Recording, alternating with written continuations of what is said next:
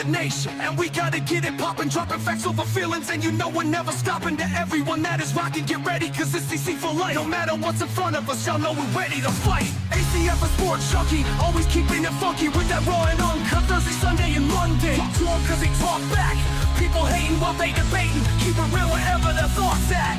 Never walk back and take this real on the channel. Haters can keep the hating pushing if it's too much to handle. If y'all ready for the smoke, drop a flame in the chat. Like Sports Junkie says, talk to us cause you know we talk back.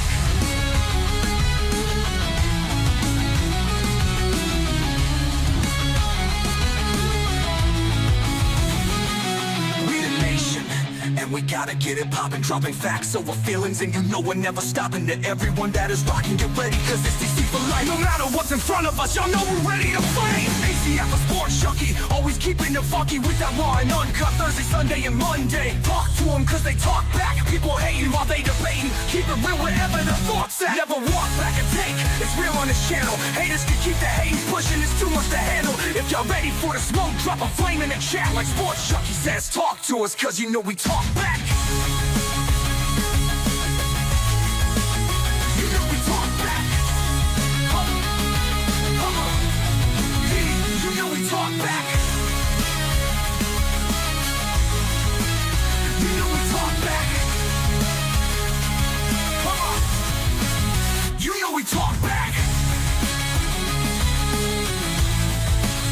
You know we talk back. Come on. You know we talk back.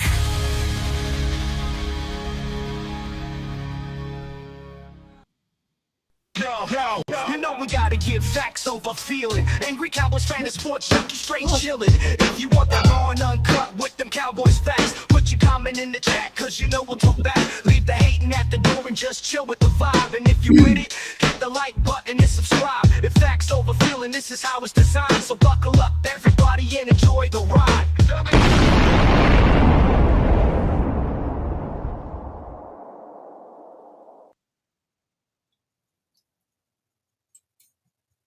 Yo, what's going on, everybody? How y'all doing out there? How is Cowboys Nation doing out there? What's going on, Sports Junkie? How you doing? What's up, man? Let's get to it. What up, Angie? Dak owns filthy. Hey, What's going on, y'all? how y'all doing in the building? Hey, brother, I think real quick, you have a super chat that you got to get to. Yeah, you started off right, man. Mafia Productions, salute to you, bruh. Starting your live out right with a tip because Jerry going wild this year. Big names coming to the star near us soon. We're going to talk about it, man, because I'm skeptical. Y'all know how I feel. I ain't drinking the Kool-Aid. You know what I'm saying? I ain't drinking the Kool-Aid, but hey, we're going to get to it right now, man. So stay tuned, Mafia Productions. Salute to you. Salute to you. Thanks for the super chat. Like, yo, the Kool-Aid it's right there. You know, I ain't drinking the Kool-Aid, man. I done opened the packet. I done got the sugar out, you know, got the water in there. I'm ready to mix. I'm ready to mix, but I ain't ready to drink. You know what I'm saying? Man, but everything I said so far they did, right? Except two things. That's the draft and the free agency. So we'll see. But this is nothing new. The Cowboys do this every year. They always reconstruct contracts. This ain't nothing. A lot of people, they making money, they moving money. They do this every year. This ain't nothing new. They always reconstruct contracts. So what they do different, bro? Like, come on, man. But this is what we wanted. This is what we asked for. You know, this is what a lot of content creators, a lot of fans ask for. Yo, get these contracts restructured. Let's go into free agency with some money. They're doing it. They're doing it. They do this every year, though. I'm not being chat. I don't want y'all to think I'm being negative because I'm not being negative, right? I'm not being negative. I'm just saying let's pump the brakes a little bit because they do this every year. This ain't the first time they done restructured the contract. Now, what they gonna do with the money that they opened up? You know what I'm saying? That's the problem. I mean, that's what we want to see. What y'all gonna do with that money? You know what I'm saying? That's what I want to know. That's what I want to know. I think that's on, you know, everybody's mind. Like I said it in my most recent video, like, why would you do this? Why would you restructure contracts, make cap space, and not do anything with it? You know, it wouldn't make any sense to me. So I'm just hoping, man. I'm hoping. I'm seeing things out there. I'm seeing the potential moves, the releases from other teams, things like that, and You know what? it's got me like, man, just maybe. You know what though? Check this out. You got a super chat, but I want to say something real quick, right? Now, Jerry Jones has been in the background. He's been mute lately. Mute, like where we want him. Stay over there. Don't say nothing, Jerry. He's been mute. They free up all this cap space. As soon as they do it, what happens? Jerry get his ass in front of the camera, bro, and say what he ain't gonna do in the draft and what he ain't gonna do in free agency. He been quiet, bro. We feeling good. Y'all reconstruct your CeeDee. Y'all sign Osa. Y'all reconstruct your Dak. You know what I'm saying? Everything going good. And then Jerry Jones get his ass in front of the camera, man. You know what I mean? And just kill the whole momentum, bro. Right. Kill the whole momentum, bro. Hey, what's going on, everybody that's just joined? We got Joe all the way from Italy. Worldwide, baby. Worldwide over here with this Dallas Cowboys stuff. And I got a $2 super chat from Kelvin Hicks. What's going on, Kelvin? How you doing, man? All right. What would it take for DK? That's what I'm talking about. You know, I seen the fact that DK wanted out of his contract, and I got to see what, like, you know, what's left on his contract. Let me see. It wouldn't, to answer your question, in my opinion, Kelvin, it wouldn't take nothing to get him. But Jerry Jones make the effort, put his pride to the side, and call where he at, Seattle, and call Seattle and ask him what it's going to take. They already done freed up the money. And if they sign Micah, it'll free up more money. Right? So it don't take nothing for Jerry Jones to just go out and make it happen, man. That's all it takes. That's all. It don't take nothing. That's it. That's all it takes. He's an unrestricted free agent. They had a potential out in 2025 at 3 years, $58.2 million, a $21 million salary cap, dead cap hit. Phew. So $21 million. Would you spend $21 million on a DK Metcalf? I mean, considering the fact that we're just under 20 for Brandon Cooks. Come on, man. Like I said, it ain't gonna take nothing, man. It's not gonna take nothing but Jerry Jones and them to go out there and at least call, man. Don't just at least call and get a no. Don't get a we the Cowboys. We ain't calling nobody. You know what I'm saying? Because y'all open up all this cap space for what? What y'all gonna do with it? What y'all gonna do with it? Right. And I mean, like, just the fact that Brian Schottenheimer has a history with DK Metcalf and Tyler Lockett. It's like, DK, you know, maybe he'll come down here for maybe just a little bit under 21. You know, maybe he'll come down here for 20. Yeah, most definitely, man. Shout out to Mafia Productions again in the super chat, man. Hey, man. Hey, they showing love tonight, man. We have to turn up tonight, man. It's gonna be one of them turn up nights, man. Gonna be one of them turn up nights, bro. He says, what we're gonna it's two of them in there. I think. Let me see. Mafia, they do this every year, but this time they're doing it while being quiet. The most quiet person in the crowd is the most dangerous person in the crowd. I just said that, Mafia Productions. I just said that right now. Jerry Jones been being quiet. Everybody happy. All the content creators dropping content. Oh man, look, they reconstruction CeeDee. Oh, they did that. I got all the fans texting me in the comment section, happy. And then Jerry Jones get right his ass on TV, bro, and just mess it up. Just mess it up, man. What you feel about this, Angry? I don't know. I hope that it's a ploy. I hope that it's a ruse, a distraction, maybe to garner more headlines. Because if he comes out and says, you know, we're not going to do anything, you know, they're going to take it, run with it. 3 and 4 letter network's going to take it and run with it. So, but my thing is with that whole logic, it's like, you can do that on a positive note too. Even if you had the plans to be like, yo, we're going to attack the market this year. We're going to go attack it. We're going to be selectively aggressive, but aggressive nonetheless. they'd write about that too. Oh, the Cowboys is looking to do something different. What they doing? But no, he'd rather take the negative way out. Yeah, but you know what? It really don't make sense to free up all this cap and they don't use it, bro. Because what you're doing is when you free up all this cap, you're kicking the can down the road. So why kick the can down the road if you're not going to use the money? You might as well eat it now. If you're not going to do nothing, eat the contracts now. That way you have money in the future. You know what I'm saying? Right. But hey, shout out to you, Mafia Production. Appreciate the super chat. I think there's another one in there for you. Owned right there.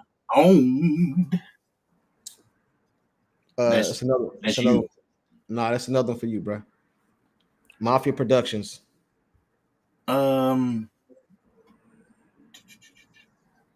Okay, sir. So what's this $10 owned right here? Because that's falling in line. They do that every time, man. That's like automated, I believe.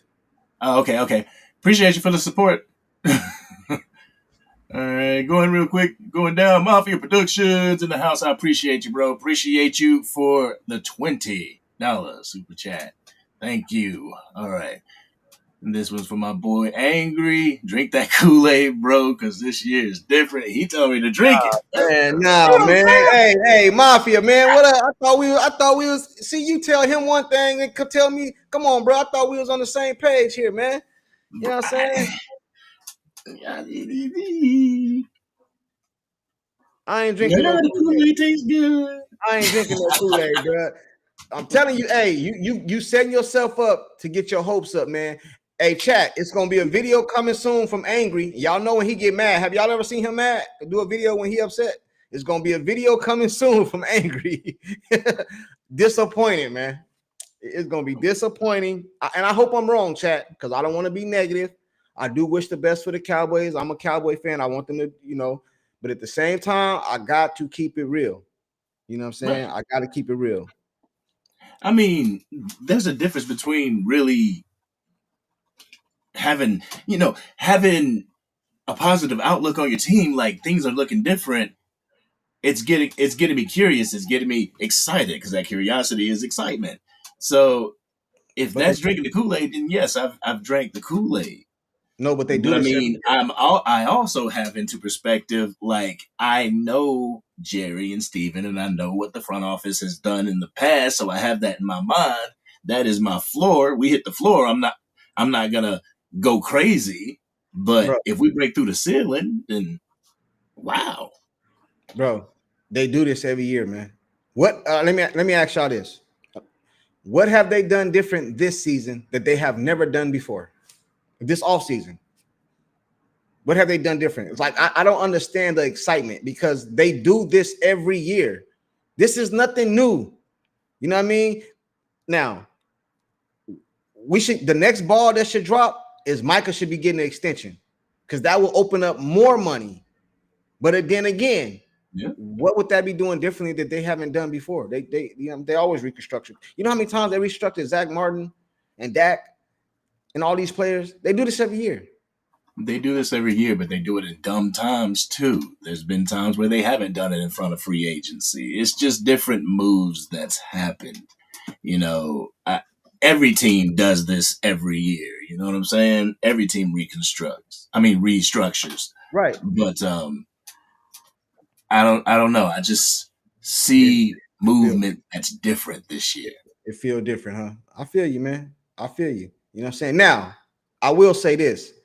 If they sign, even if they don't sign Micah in the next week or so, if we hear talk about they just went out and got DK or they went out, now I feel different because they're using the money to get pieces. You see what I'm saying? By just freeing up cap space, that don't do nothing for me. That's just like, oh, okay, cool. You know what I'm saying? But when I see you out there trying to get players, now I might take a sip of the Kool-Aid.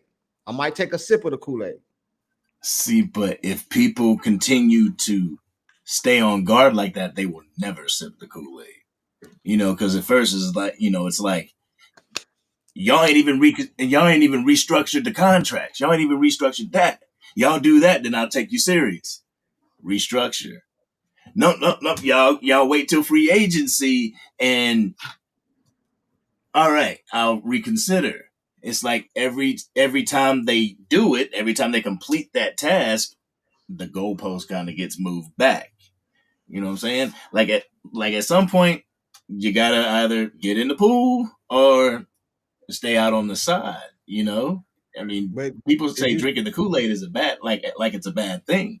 It's only having faith and hope in your team, and that's what did you fandom is. did you see? I understand that, and I agree. But It's mafia. Did you see the Jerry Jones interview? We watched that. Right. Chat, did y'all see the Jerry Jones interview? And if you didn't, let me paraphrase what he said. They asked him about the free agency. You know what he said? He said that he don't really, I'm paraphrasing, he don't really feel the need to do free agency because we're going to attack it in the draft. That's what he said. Go watch the interview. That's what he said. We're going to attack it in the draft. So he just told us already we're not worried about free agency. That's what he said. Now, I'm not saying he going to, you know what I mean? Now, a couple days ago, I had people telling me that Steven running things. That's what everybody said. Oh, Jerry, he ain't running nothing no more. He done turned it over to Steven. I told y'all that wasn't true. Jerry Jones said the buck stopped with him, and I just seen the interview he did that said they basically ain't doing nothing in free agency. That's what he said. That's what he said. That's what he said, man. We gotta pull it up. We gotta pull it up. That's what he said. That's what he said. But I mean, my thing is this: like a lot of the moves that have happened hasn't been Jerry. You know, Jerry was ducking and dodging the media at the combine for a reason, and he was there. You know, Right. so He had nothing to say. even though I don't think it's as simple as here, Jerry's done, it's over, Steven's it. No, like the regime has to move in. And I believe with Brian Schottenheimer's hire, with everything that's been going on, the Stephen Jones regime is moving in and Jerry's getting pushed to the side. So Jerry is gonna get in front of a camera and say some wild shit just to hey, remember, I'm over here. I'm over here. You're like, yeah, don't listen to what the old man says. He's you know. Ready Red. Ready Red, I agree with you. He said, this is how I feel. He said Steven is running it, but Jerry has final say. So if Steven is running it and Jerry has final say, who's making the decision? Jerry, because you can't do nothing without him. Steven can't do nothing without Jerry. You know what I'm saying? And you don't think Steven can have final sway over Jerry? No, not if Jerry don't want it to be. No, I don't. You know what I'm saying? Unless his Jerry is not, he's taking advantage of his dad's old age and manipulating him. You know what I'm saying? I don't know if Jerry is senile or starting to be, what's it called? When you lose your memory when you get old and stuff like that. What's that called? Alzheimer's. Maybe he's starting to get Alzheimer's or something. He can manipulate him. But other than that, no, I do not see Steven just swaying Jerry to do nothing that Jerry don't want to do. I don't see that. I don't see that. You know what I'm saying? Somebody said we're gonna let y'all up. We're gonna bring on somebody said they want to begin. We're gonna bring y'all up. It's another super chat from Mafia Productions, man. He's showing mad love today, man. Mafia Productions showing love and support for the channels. Appreciate you, bro. Says last year he said all in and nothing happened. Facts. See, exactly. So now he says nothing happens. Okay, everybody in Cowboys Nation is like, all right, I guess nothing's happening. Expectations are low. Then when something happens, he looks like the hero. Like, oh, Jerry did move. Oh, we got this player. Like, that's why I really ain't putting too much stock into what he said in that interview. Because, like, am I expecting that he's gonna go out and get, this top free agent? No. But this roster as it's constructed now has more holes in it that cannot be filled just through the draft. Okay, they have to be players in free agency. All right, so let's appreciate you, Mafia Production. Yeah, let's touch on that. Let's touch on that, right? So the other day, chat, we're gonna pick up where we left off kind of the other day. For everybody that's seen our chat the other day, y'all seen us give the Dallas Cowboys a grade for the offseason so far. I said they was a D. Angry, I think you was a C, right? You was a C. Yeah. Angry said there's a C. in my opinion, they moved up a little bit by opening the space. I can't be a hypocrite. I did say these are the things I want them to do, but they got to show me more. So I got them at a C now. So what do you want them to do now, Angry, other than sign Michael Parsons? What free agent would you want them to use the money as? I mean, let's start with the wide receiver position. The wide receiver that's available. Who would you rather have? You got Hopkins, you got Cup, you got I think T. Higgins out there, but I think they might have franchise tagged him. You got DK. A lot of people saying DK in the chat. Who would you want to have, man, if it was up to you? Well, yeah, DK would be a trade, so that kind of makes it different. Devontae Adams, Stephon Diggs, Keenan Allen, Amari Cooper, Brendan Cooks, obviously. Tyler Lockett, DeAndre Hopkins. You can eliminate him. Which one, Brendan Cooks? Yeah, eliminate him. Eliminate him. Just go ahead and put him in the. Just eliminate that one, bro. You know what I'm saying? Yeah. Especially coming off that injury last season and all that. Let him. You know, I wouldn't be surprised if he started talking retirement, man. But let's get off of him. You know what I'm saying? So out of the ones you just named, I'd love to go after DK Metcalf. You know, it'd be somebody that's used to a Shanahan system that would be able to go in and just hit the ground running seamlessly. Him or Tyler Lockett would create that. Let me give you an either or. Can we do that? Yeah. All right, DK or Amari? Ooh, DK. Adams or DK? DK. Adams or Amari? That was hard. Adams. Yeah, I'd have to say Adams. I don't want Diggs, chat. I know a lot of people saying Diggs. Hey, I think Diggs still got some juice left, but I'm looking at it from a Dak Prescott perspective. I think Dak Prescott need a big receiver that he can go get 50-50 balls like a DK. We just talked about it. I think DK is 6'4". I think the average, I can be wrong, chat, but I think the average cornerback in the league is like 5'10", I think, 6 foot. Around some taller, but I think the average is like 6 foot, right? DK is 6'4". So that all those jump balls that y'all like that Romo used to do when Dez used to go get it, that's why I want DK. You know what I'm saying? Yeah. Diggs is shorter, man. Dak, you know, he can have to throw tight windows and all this, bro. Nah, I ain't with Diggs. You know what I mean? You know what I mean? Rather than get nobody, yes, Diggs. But if we got options, don't even bring Diggs over here, bro. Don't even bring Diggs over here. I don't know. I don't know if Diggs would taint a locker room. You know what I'm saying? Like if he was not pleased with what was going on, and would he bring his brother on board and make him mad? You know, is his brother his own person? I don't want to go on a limb, but I know like if I'm on the same team with my brother and he said, "Man, this is fucking bull," you know, I'm gonna be like, "Yo, this some bull," myself. But then take a step back, like what the hell? But I just, as far as Diggs, like I hate the knee situation. So they'll be letting one go and bringing one in. How you think that's gonna go? If they let him go, if they how that's gonna go? So you let my brother go, you bring me in, or we bring you in. Now we keep your brother when we shouldn't. You know what I'm saying? Like, come on, man. Hey, I agree with you, Reddy Red. We need to. He said honestly, we need to sign 2 wide receivers. I agree. You know what I'm saying? I see. Where's no? He said Hollywood and DK. Red said Hollywood and DK. Hollywood, DK, or Adams. Oh. Okay. I'm going. My eyes. I'm going. Hollywood Brown, DK, or Adams. I mean, DK. I like Hollywood because he has a rapport with CeeDee. I mean, I know it was back in college, but they were kind of Batman and Robin-ish when they were in college. See, we got to look at it from not an individual talent aspect. We got to look at it who would fit better with Dak Prescott, like as the quarterback, right?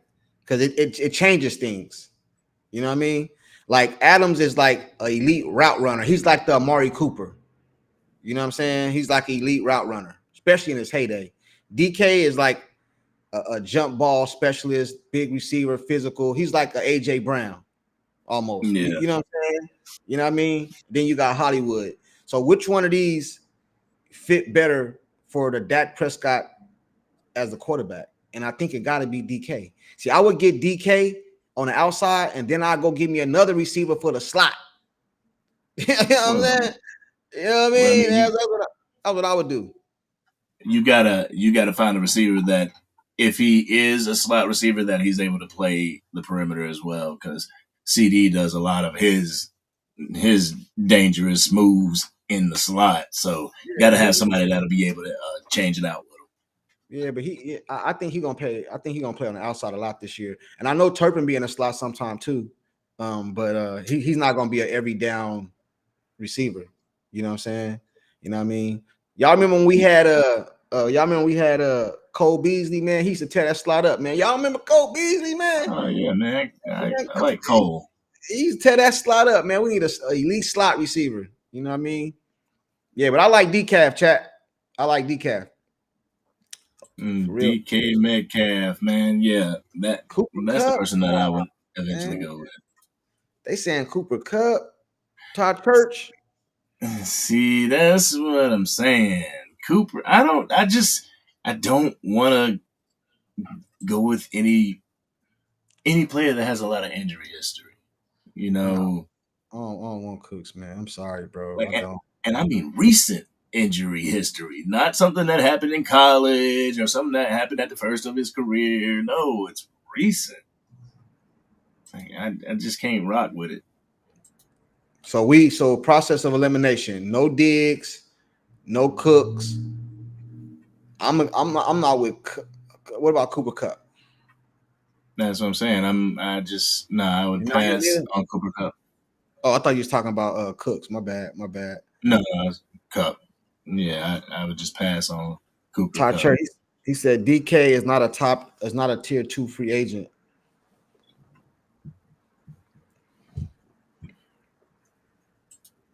I mean, at this point, Hey, that's a good Todd Church. I just thought about that right there. Cup in the slot. So what if you had DK on the outside, Cup in the slot, CeeDee on the outside? That would be a good tandem right there, man. I like that.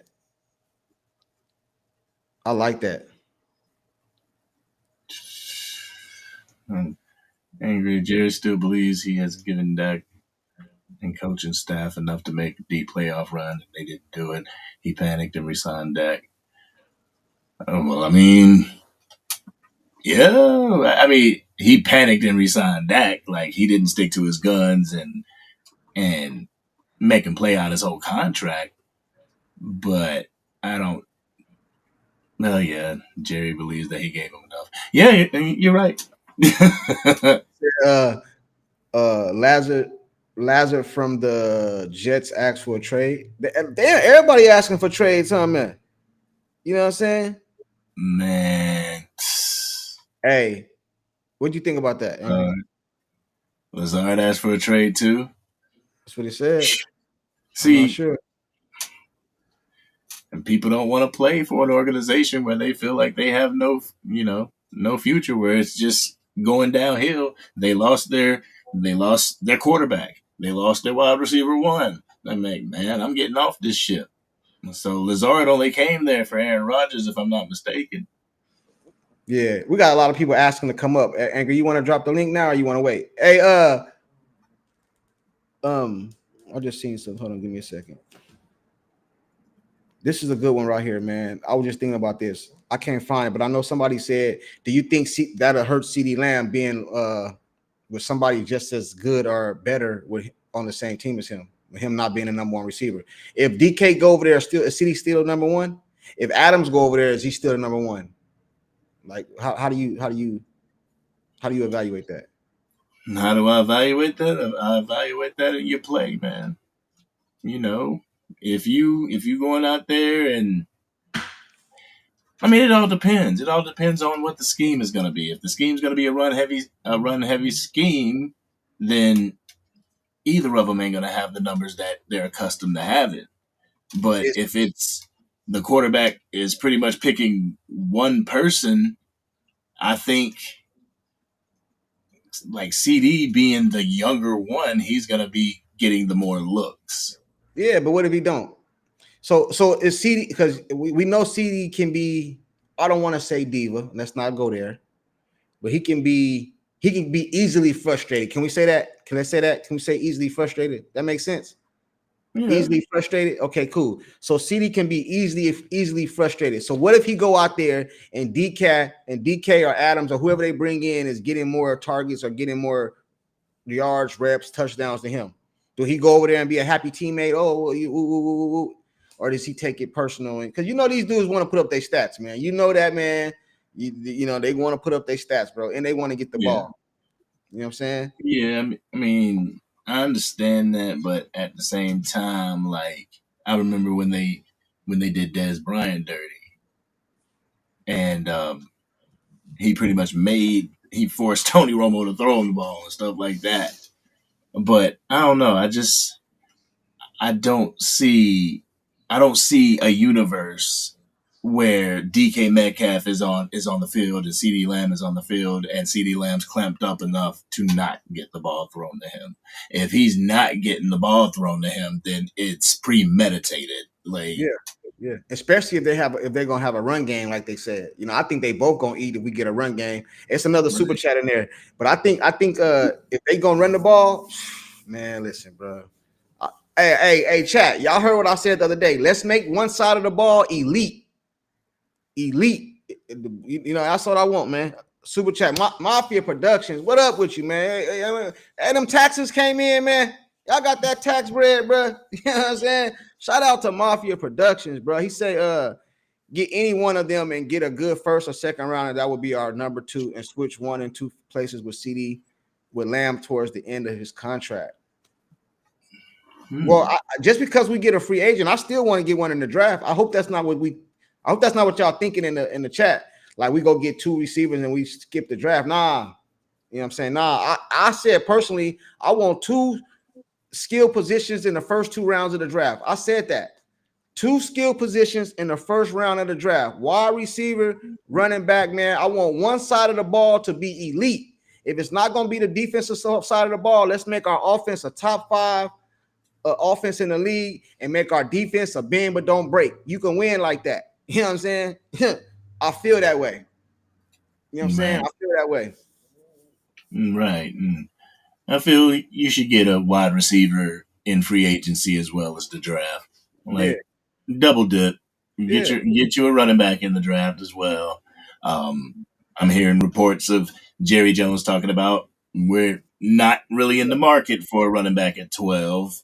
But like I said in my video, I just hope that they are trying to throw the dogs off the scent, if you feel what I'm saying. You know. Yeah. Most definitely, man. Hey, shout out to you, Mafia Production. I was just messing around, bro. He said, "Nah, I run a business." Laughing out loud. I was just messing with you, bro. We turning up today. We just gonna have a little fun today, man. We're gonna have a little fun today. You know how we doing. We just a little jokey joke. But I appreciate the super chat, bro. Appreciate it most definitely. You know what I'm saying? If we can run the ball, why trade for DK? You know, because he'll be an asset. He'll be an asset. Yeah, I was about to say, like, you can never have too many weapons. Think about this. Go ahead. No, I just want. I know people think this is like, oh well, he's a $60 million quarterback, blah blah blah blah blah. But I'm like, I want Dak to throw as less as possible, but when he does throw, he has dogs that'll be able to be at the end of that throw. You know what I'm saying? So anything that gets us to this championship.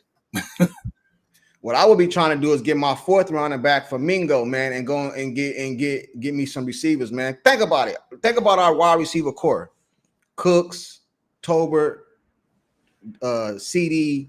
We had Turpin, Flournoy. How you pronounce his name? Floor. We brought in Mingo. We brought in Mingo, bro. Think about our wide receiver room, bro. We need to fix that, man. Everybody in the wide receiver room as of right now is expendable, except CeeDee. Everybody else, all y'all, bro. We need to do a whole makeover of the wide receiver room. All of them. Mm-hmm. You know what I'm saying? Tolbert, all y'all. Mingo, yeah, you've been here a little bit, but you can get gone too. You know what I'm saying? I want to make one side of the ball elite. Listen, bro, I know y'all not going to like this. A lot of y'all might agree with me. I personally, I feel like Dak Prescott is still a top. I'm not saying top 5. I'm not saying top 10. I'm not saying top nothing. I'm saying I feel like he's a top quarterback in this league. And I feel like if you go get him another weapon on the right side of the ball, CeeDee on the left, or however you want to run it, in a run game, this man will show y'all what time it is. So go ahead and make the offensive side of the ball elite. Don't forget about the defensive side of the ball, but get this offensive side of the ball elite. Now, somebody in the chat just said, I think it was Miss Matrix. She said, but Junkie, what about the O-line? I think she said something about the O-line. She said, I think she said something about what about the O-line? We seen what Kansas City did to Philly did to Kansas City in the Super Bowl. Yes, we do have to touch up that offensive line. You know what I'm saying? We do have to touch off that offensive line. But in a good offensive scheme, you can help out your offensive line in the right offensive scheme. Every offensive line ain't elite. We can't try to compare our offensive line to Philadelphia. Them dudes over there big, man. You see, y'all know, you see that Philadelphia got one of the best offensive lines in the game. We can't try to compare to that. We can try to get as good as we can, bro. You know what I'm saying? Get us a run game. That'll help out the offensive line a lot. Get us some nice receivers where they can't just rush upfield, man. We can do the little 5 and out. You know they like to run 4 curls. Man. They like to run 4 curls, man. You know what I'm saying? People may think, I'm reaching, but give it time. And Brock Hoffman is going to be a dog. I mean a dog. He might not be on the same level of a Zach Martin, but he's gonna fall just underneath it. Like the O-line that we have right now, it's very serviceable. Yes, we could add a couple pieces here and there to shore it up, but for the most part, this offensive line needs time. Yeah. And they got a season under their belt now. And toward the end of that season, the run started looking good. Yeah. And so on and so forth. So, we can add, but somebody want to challenge me. Hey, Angry, bring them up. Hey, Miss Matrix, don't forget that Rico Dowdle had 1,000 yards behind that offensive line. You know what I'm saying? He had 1,000 yards behind that offensive line. So you know what I mean? They're not trash. Like people would joke with me, like that's an accomplishment not being named RB1, until week 11. Yeah, here go Drew. I knew he was coming. I knew Drew was coming. Drew, I was waiting on you. Hey, Angry, somebody want to challenge me on something I said. Can we let him up? All right, I'll let him up. Let me just get to this comment. I said, get the best player available. Facts. And fans need to understand we have to make moves in the offseason. We have too many holes to fill and will not fill through the draft. For sure. Yeah. All right, so let's put this. Michael Clark, the link is in the chat, man.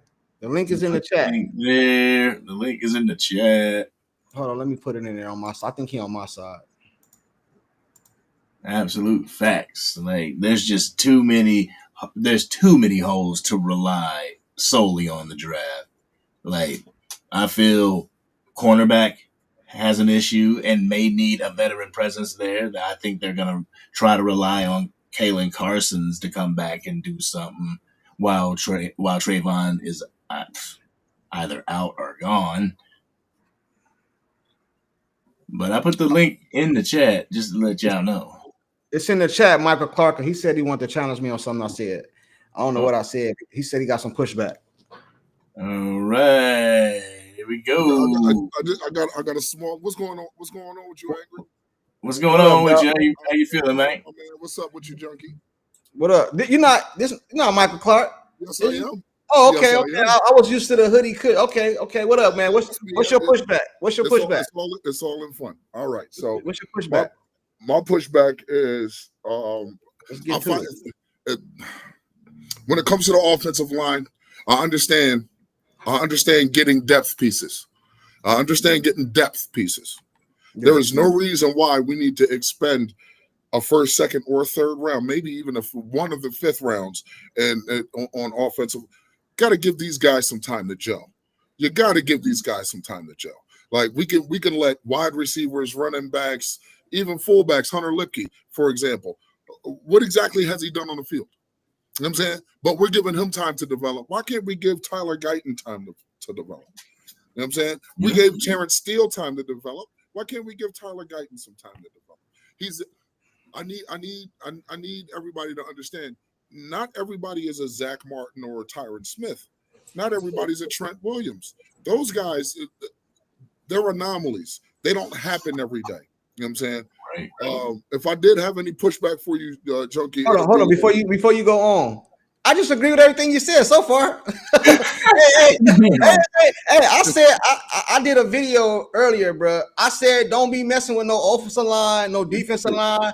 I said I want all skill positions, at least the first 2 rounds of the draft. I want to make the offensive side of the ball elite, top 5, man. And let's go get. Be the offense. I would prefer it be the offense only because it's not that we have problems putting up points. We've been probably the highest scoring offense under Dak Prescott in the past 5 years. Okay, let's make that clear. Even with Kellen Moore here, we were number 1, number 2, number 4. You know what I'm saying? So we've been top 5 scoring offense. The issue is, can we get the defense to stop someone? Now, hold on, bro. What's your pushback? Hold on, we're gonna go there. What's your pushback to me though? I want to know what the pushback is. You said a few things. Let me try to wrap my mind around it. Let me try to wrap my mind around it. You said something about. I agree. The Jalen's can go. Yeah, the Jalen's can go. Yeah. I will package the Jalen's, and I'll even go as far as packaging the Jalen's and giving you a third for DK Metcalf if you eat some of that contract. I will go as far as doing that. I'll give up a third round for DK. I would, but I'd also package the Jalen's because y'all getting the hell out of here. Okay, that's number 1, first and foremost. Number 2, my pushback for you would be in the on the wide receiver front. Okay, it would be the Flournoy and the Mingo, right? So Flournoy, just like Rico, didn't get a lot of opportunity last year. And with the opportunity he was given aside from that one fumble, but the opportunities that he was given, he made the most of them.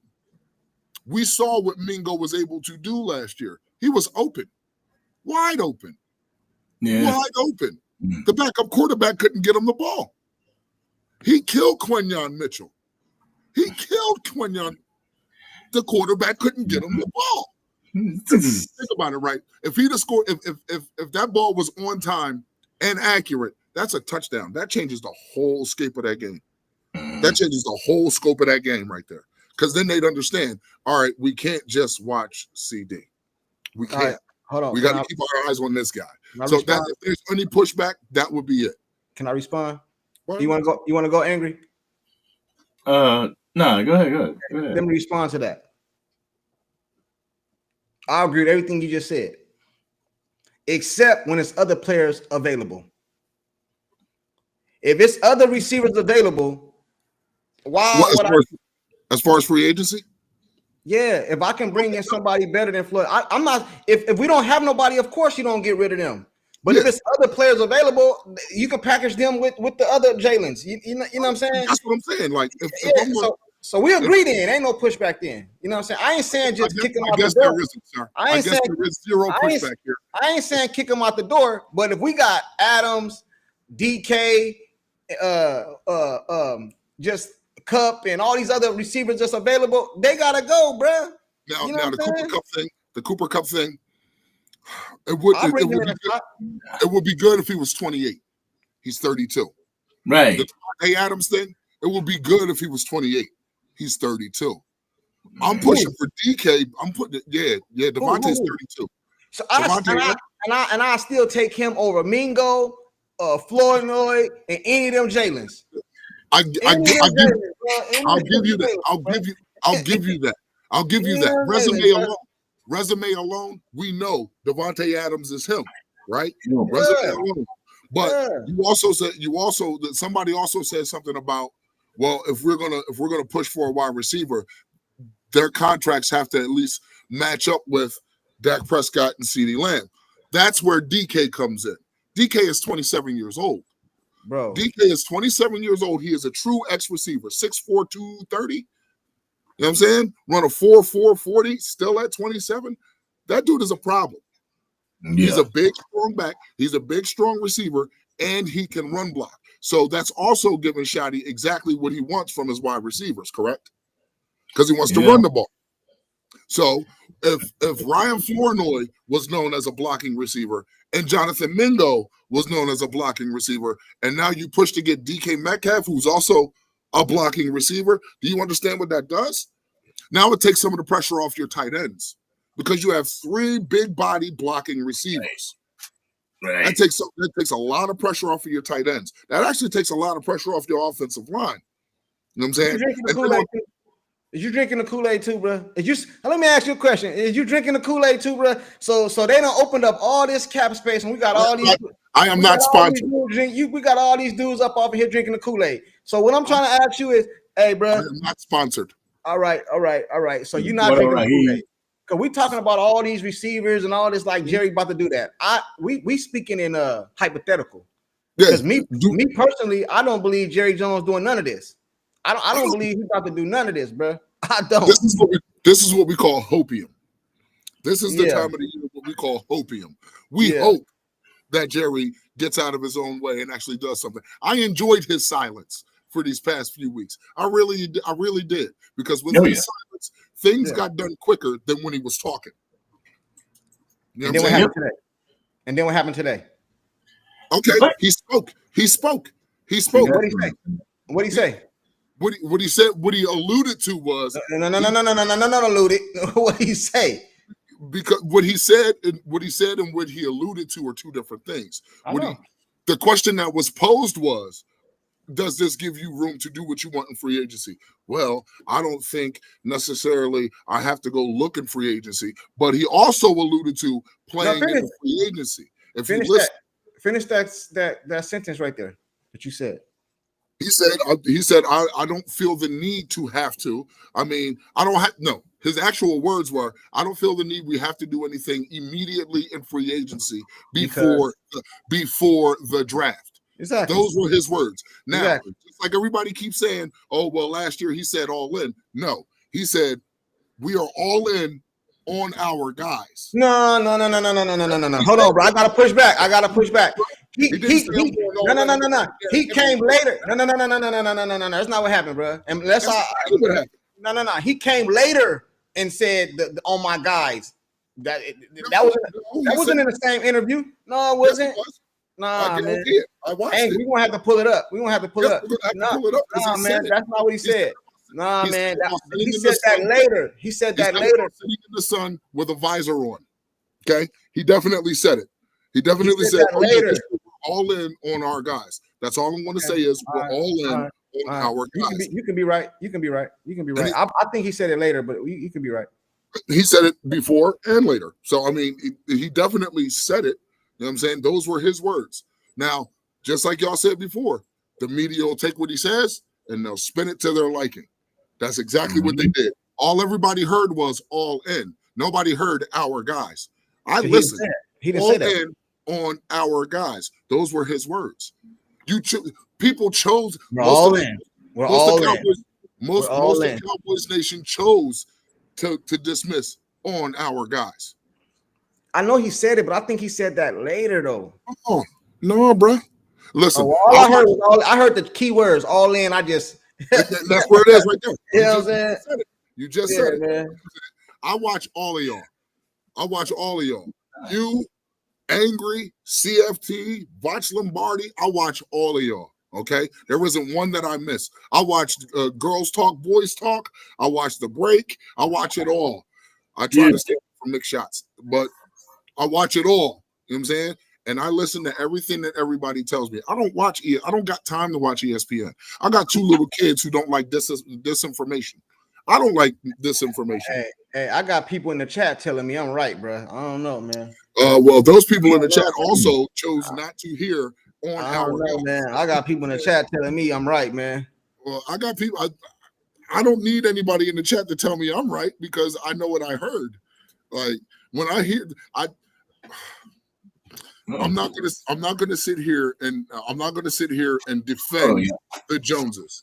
I'm never gonna defend the Joneses for the stupid mistakes that they made. It would be nice if tomorrow we can wake up and say and hear breaking news. Tyler Smith has agreed to an extension. It would be great to hear tomorrow morning breaking news. Jerry Jones did something nobody ever thought he would do. He decided to trade away a 3rd-round pick and the Jalen's to Seattle for DK Metcalf. You know what I mean? I would love to hear that. I would love to. Yeah. The problem is hold on real quick. Hey, smoke for you. Yeah, we bringing people up, man. If you want to bring up, hit that link. My bad, bro. Go ahead, bro. Buddha Namaste is letting me know I'm right.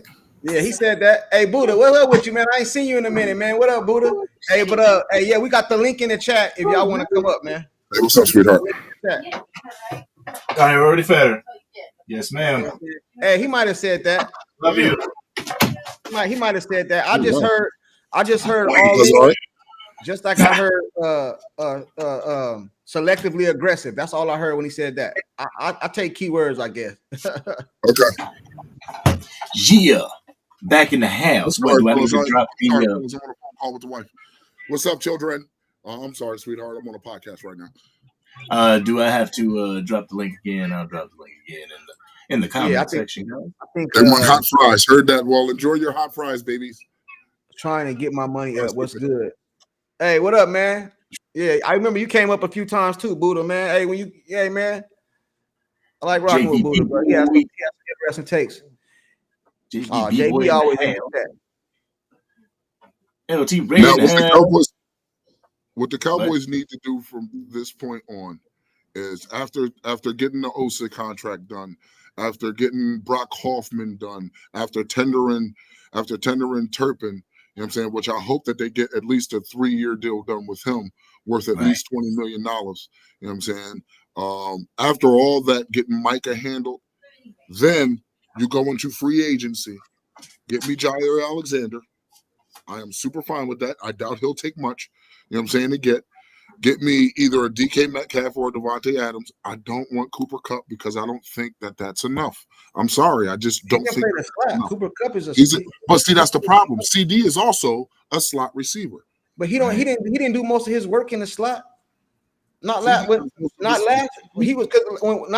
The year before that, he was emotional a lot, bro. He wasn't in the slot. Here we go. Here's the beauty of it. That's Brian Schottenheimer's bread and butter. That's the one thing we've been missing. Motion. That's the one thing we've been missing. And I am not confident in knowing that Cooper Kupp can come in at 32 years old and get back to form the way he was his Super Bowl year, his Triple Crown year. No, I get it. Father Time catches up to all of us. Mm-hmm. No, Jamal, I'm sorry. I think you're an awesome dude, but no Nick Chubb. Nick Chubb is times that leg has been shattered. The same one. That's the same one. And to say that Osa is a $90 million mistake, you're kidding yourself. Osa is better than what you think.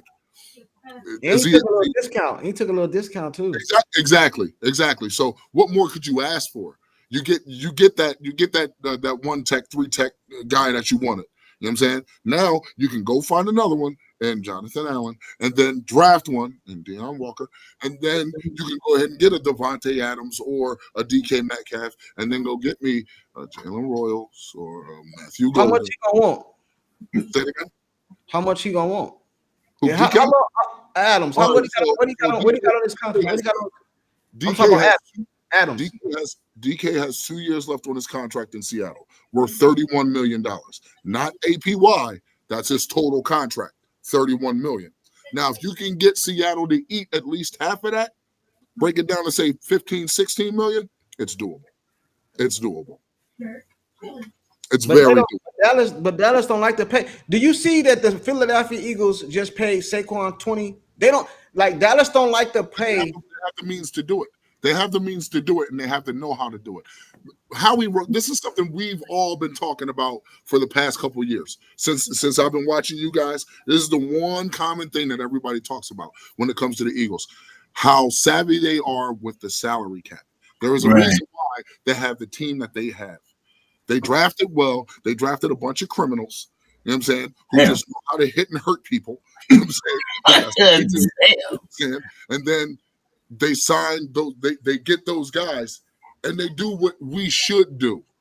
Like right now would be a perfect time to say, hey, Tyler Smith, come to the table. It would be a perfect time to say, Tyler Smith, come to the table. Deron Bland, come to the table.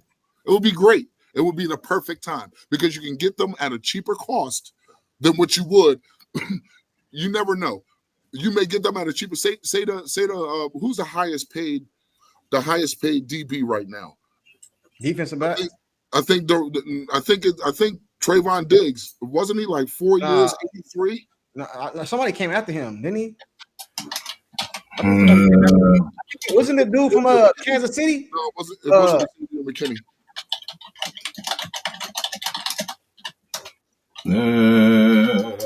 Fact checking. Patrick Surtain II. And what's his cost? He signed a 4-year, $96 million contract extension. That's about 20. That's about 23. 23. So you can get me Jair Alexander, or you can at least get me a Deron Bland right now to come to the table, and he'll probably only want 15, and that's taking a discount. Who? Because Deron Bland. Oh, okay. I thought you said somebody. You can have him come to the table. Jair Alexander. He's got some. He's lost some tread along the way, right? He's an elder statesman, if you will. You can get him now that I wouldn't disrespect him. Disrespect the man by getting him at a vet minimum. That's disrespectful. This dude's done more than that. It's just like Xavier Miami. Who was the guy opposite of Jalen Ramsey? Xavier Howard. Xavier Howard.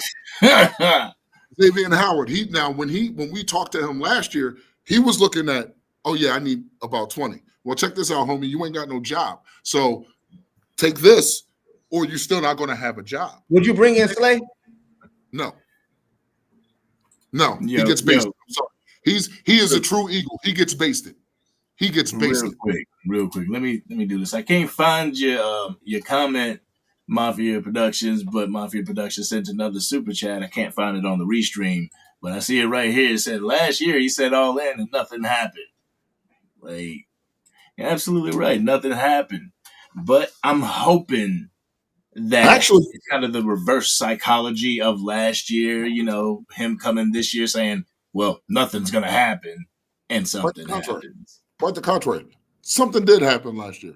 You got CeeDee signed, and you got Dak signed. That's what happened. Because he was all in on his guy. See, bro, listen, man. No. No. He said he was all in on his guys. Listen. He said he was all. I'm gonna give you that. He said that. I'm gonna give it to you, right? But he didn't mean it when he said it. Because if he would have meant it when he said it, he'd have took care of it then. Why do you wait till the first game of the season to pay the dude when you knew you was gonna pay that? Osa, and we just got done talking about Osa. Osa, he could have paid. See, this is what Philly do. Drew, come on, Drew. Stop, Drew. Stop, this Drew. Easy, man. Stop, Drew. Stop, Drew. We're not going to do this with you tonight. What do you say? Osa is better than all Dallas corners. We're not beefing tonight, Drew. Hey, man. He's a true Philly fan. Hey, man. We ain't beefing tonight, Drew. Save that for Sunday, okay? Hey, come on, Drew. That's funny, man. That's funny, man. You know what I'm saying? Hey, they trying to send us Drew, and we're gonna send them Trayvon. They're gonna release him. Come on, bro. You know what I'm saying? You would take Trayvon right now over Slade, Drew. You know what I'm saying? Coming off an injury. He would take Josh Butler coming off an injury right now. Yeah. Because Josh Butler showed promise last year before that. The booth, man. Now, if we're talking about running backs, in the draft, all right. Every time I've done a mock draft, I always looked at it like this: life without Junkie. Right. First thing I've ever did. Life without Junkie. Just because you never know what these dudes would do. All right.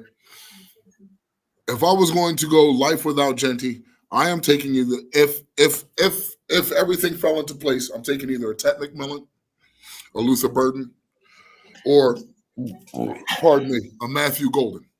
I would prefer Ted McMillan. Because again, this is why I'm pushing for DK. I need a bigger body. Yep. I need a Michael Gallup. I need a Michael Gallup. I just said that. You know what I'm saying? Like I said earlier that you need to get a receiver that fit Dak Prescott. You know what I'm saying? See, a lot of times, even when we had Romo, bro, Romo had Dez. He used to throw a lot of jump balls, man. It looked good because Dez was going up getting it. But a lot of that stuff he was just throwing out there, man. He was going to get it. Dak Prescott needs them type of receivers. You know what I'm saying? You know what I mean? But see, the difference between Dak Prescott and Tony Romo is Dak's ball placement is so much better. His ball placement is so much better. Hey, man, you're going to start some stuff in the chat, bro. We're not about to do this today. We're not about to do this today. You're going to start some stuff in the chat, man. Wait a minute. What was the name of this joint? Facts over feelings? All right, fuck your feelings. Like, Dak's ball placement is a lot better. Like, real talk.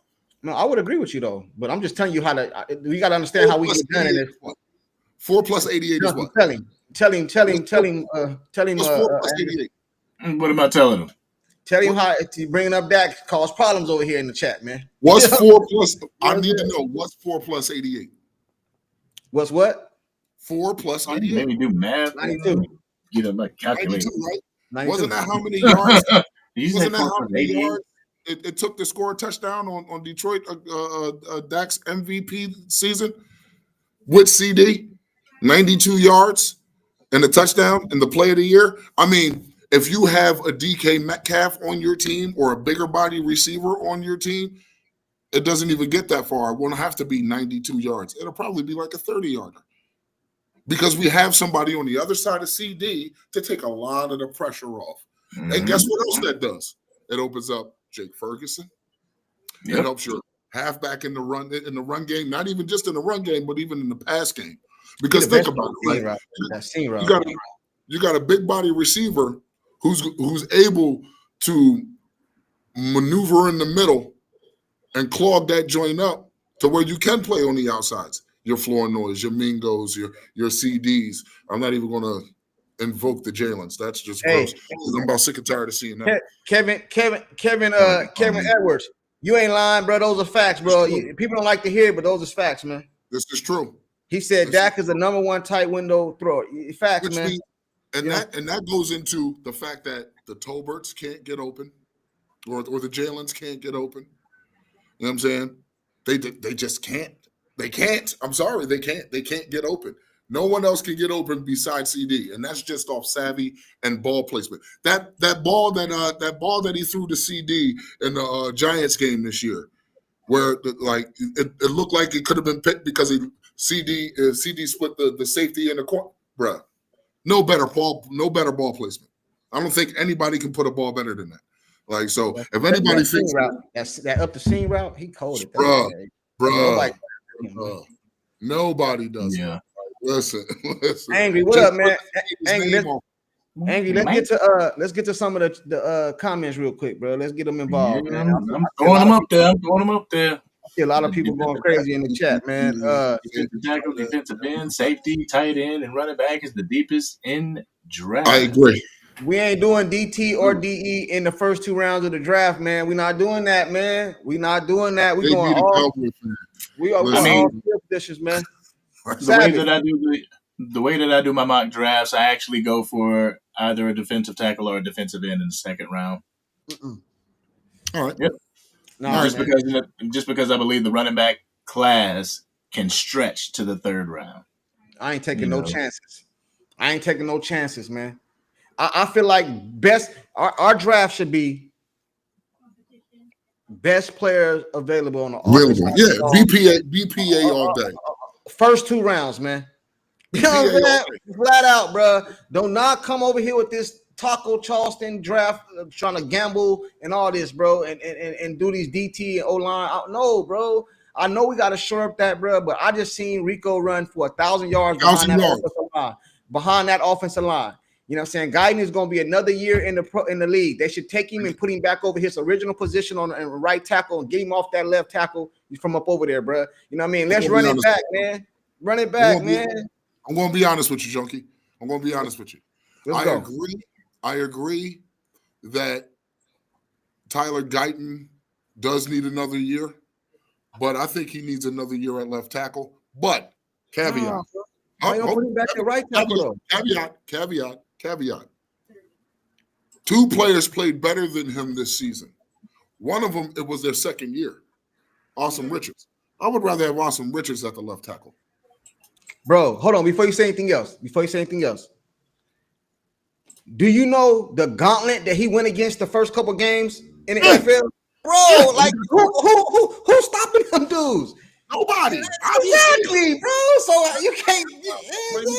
I'm not blaming Tyler. A lot of left tackles would have got whooped up, man. He was going against Garrett, and I think the first game was against Garrett. Again, I'm not blaming Tyler Guyton. He's only played 8 games in college. 8 games in college, which means he's super green. He is super raw. See, real quick, let me ask. JB, the Cowboy fan, he said, why does Dak need 2 Megatrons? Why do we have to question it? Why do we care? Don't we want our quarterback? Don't we want our quarterback to have the best of the best, or we want him to struggle? We want him to flourish. Bro, they don't want Dak to have weapons, bro, because then it goes against their argument, man. I said this in one of my videos, bro. I said everybody quarterback, no matter how elite you think your quarterback is, Josh Allen, Jalen Hurts, Aaron Rodgers, Patrick Mahomes, no matter who you is, bro, they organizations go get them more players. You know what I mean? Nobody say nothing, bro. No, Josh Allen supposed to be one of the best quarterbacks. They went out and got Amari Cooper. Patrick Mahomes, they went out and got who is it? D-Hop. You know what I'm saying? Mm-hmm. Hurts, they got him 2 number ones over there. Why is it that if we say get Dak 2 receivers, it's a problem, bro? I can't understand it. It is crazy to me, bro. I don't get this whole push for the O-line. I don't get it. I don't understand it, bro. We allow all our listen. We felt Deron Bland fell to us in the 5th, right? In the 5th round of the 2022 draft. He fell to us in the 5th. This dude came in half of the season gone and made an immediate impact. And now look at him, still making an immediate impact out there on the outside boundary. And he started as a slot guy because Jordan Lewis was hurt. Okay, like we're not gonna keep doing this. Why does Dak need this? Why does Dak need that? Bro, Dak is better. Dak is the best QB in the league when it comes to play action. I said that. And if you give Dak actual weapons, if you give Dak more than just in fact, when he had Amari Cooper and CeeDee, he had somewhat looking like an all-pro MVP kind of season. So that tells you if you give him 2 bona fide wide receivers, he's going to flourish. I don't know. I just feel like that comment is like one of those comments like, dang, look at Gerald over there. He got a job. You know what I'm saying? When he had we're supposed to celebrate this type of stuff instead of when Dak had Dez was a part of a team that was not constructed for him. He made Cedric Wilson. He created Cedric Wilson. So we're not even going to – he created Cedric Wilson and Brown. They said Cole Beasley. Stop, bro. Hey, let me tell y'all something. Do y'all remember when Jerry Jones took away Dak receivers and said we're going to go wide receiver by committee? The shit failed. The shit failed. Then he went traded for Amari. They lost the very first game and took off, bro. Took off. Get that bro some weapons. And then this is what they're going to say. He lost in the playoffs. Okay, cool. He didn't win the Super Bowl. It's hard to do. 32 teams, only 1 win. But that don't mean you take the weapons away since he didn't get it done 1 year. You bring it back and run it back and add to it. Somebody just said Tom Brady was had the same receiver for 3 years now. This boy had the same receiver for 3 years. Made it to the Super Bowl, got put out in the first round, and next year made it to the Super Bowl and won. So don't tell me it's impossible to keep 2 bona fide wide receivers with your quarterback. Don't tell me it's impossible. God. That's What's going on? super chat. Thank you for the $5 super chat. Truly appreciate you. Says, I want to trade back and get my 4th round back. You can still get a weapon in this draft by moving back 3 to 4 picks. True. Yes. True. May not be the one you want, but yeah. Oh man, I ain't doing that, bro. Yeah. I mean, if anything, I'm moving up. I ain't moving back, bro. I ain't moving back. See, that's the thing. Come on. Now you're just throwing out names. Terrence Williams wasn't even great under Tony Romo. Let's not do that. Bro, they said Cole Beasley in here, bro. They just throwing names. Hold on. Like, Cole Beasley was slot. He was cold. Cole Beasley was a slot dude, and he was super raw. Was you just paying it? Was you in here the whole time? I was just giving up props for Cole Beasley. Remember, I don't know if you seen me when I was angry. Tell him. We're not just talking about Cole Beasley. No, I'm agreeing with you. Cole Beasley was probably one of the best slot guys we had aside from CeeDee. They just throwing out names, bro. JB don't like that, bro. So you can't throw out JB. JB don't like that. How are you a Cowboys fan and not like, bruh?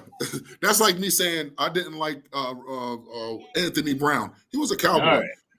Before I bring in this person, let me answer this chat. Yeah, I mean, if the person that you want at 12 isn't there, then of course trade back. You know, you don't want to have to spend your 12th pick on somebody that you could get at 16, or 17. So you want to try and trade back a couple slots, but make sure the price is good. I wouldn't be the type of person that that would trade from where we're at 12 to later on at 29 or even in the second round. No, I'm not doing that. 2-3 picks back. Yeah, I'll do that. As long as it gets me a 4th. As long as it gets me a 4th, I'm all for it. Why did they do that anyway, bro? God. Ivy, the finance guy. Thank you. Thank you. Was a and guy. I'm about to bring up somebody, so please, everybody give you love, show your love to you, man.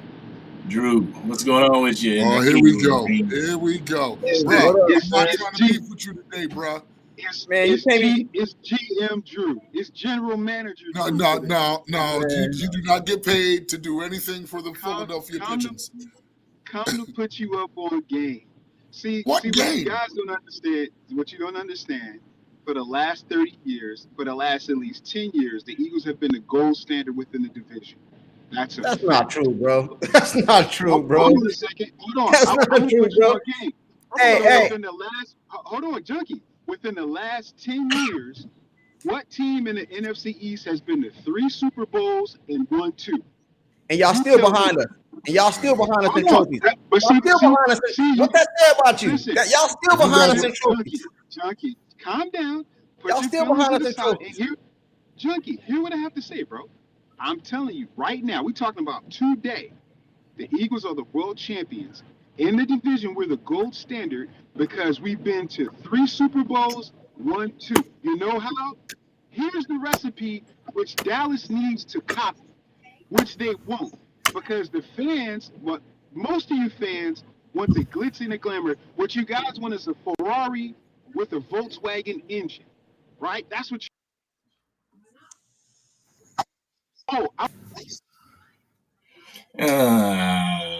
You breaking up, Drew. Drew, call back when you get to the house, man. Listen here. I'm going to respond. I'm going to respond to your Ferrari in a. Wait, did I get cut off? Yeah, you got cut. I'm going to respond to your Volkswagen engine in the Ferrari.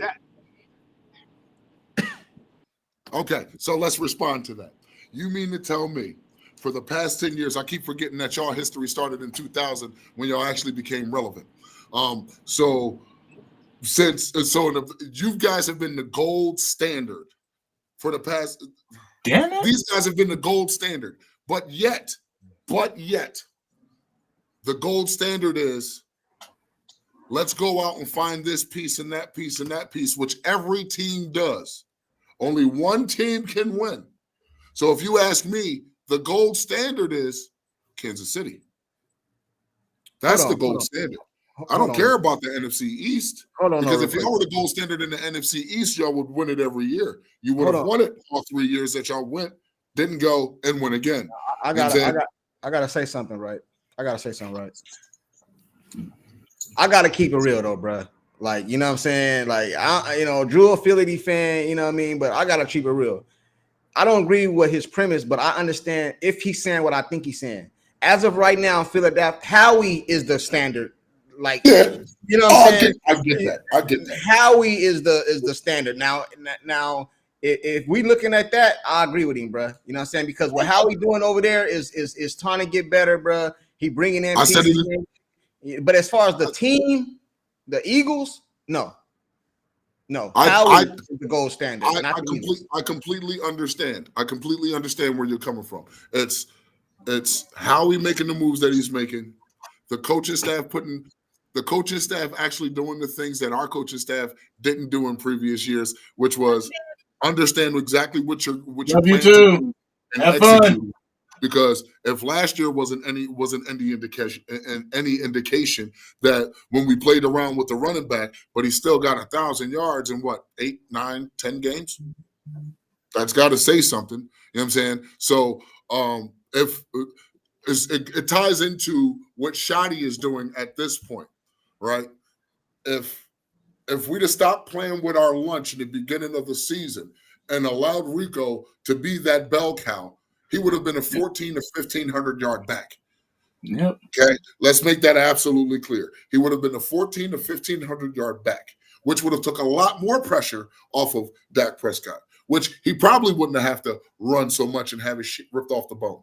You know what I'm saying? Yep. That's number one. Number two, it would have took a lot more pressure off of CeeDee, where he doesn't have to do anything. You would have seen more of Ryan Flanoy on the field, blocking for your running back, because most of his good runs, Flanoy was on the field. You know what I'm saying? So, like, everything, it's not, we're not treating this as if it's a monolith. We're not going to do that. We're going to treat this as a case-to-case. We're going to treat it on a case-to-case basis. The case of the offensive line, we were young. We had 2 rookies in crucial spots. The case of the wide receivers, we only had one bona fide wide receiver.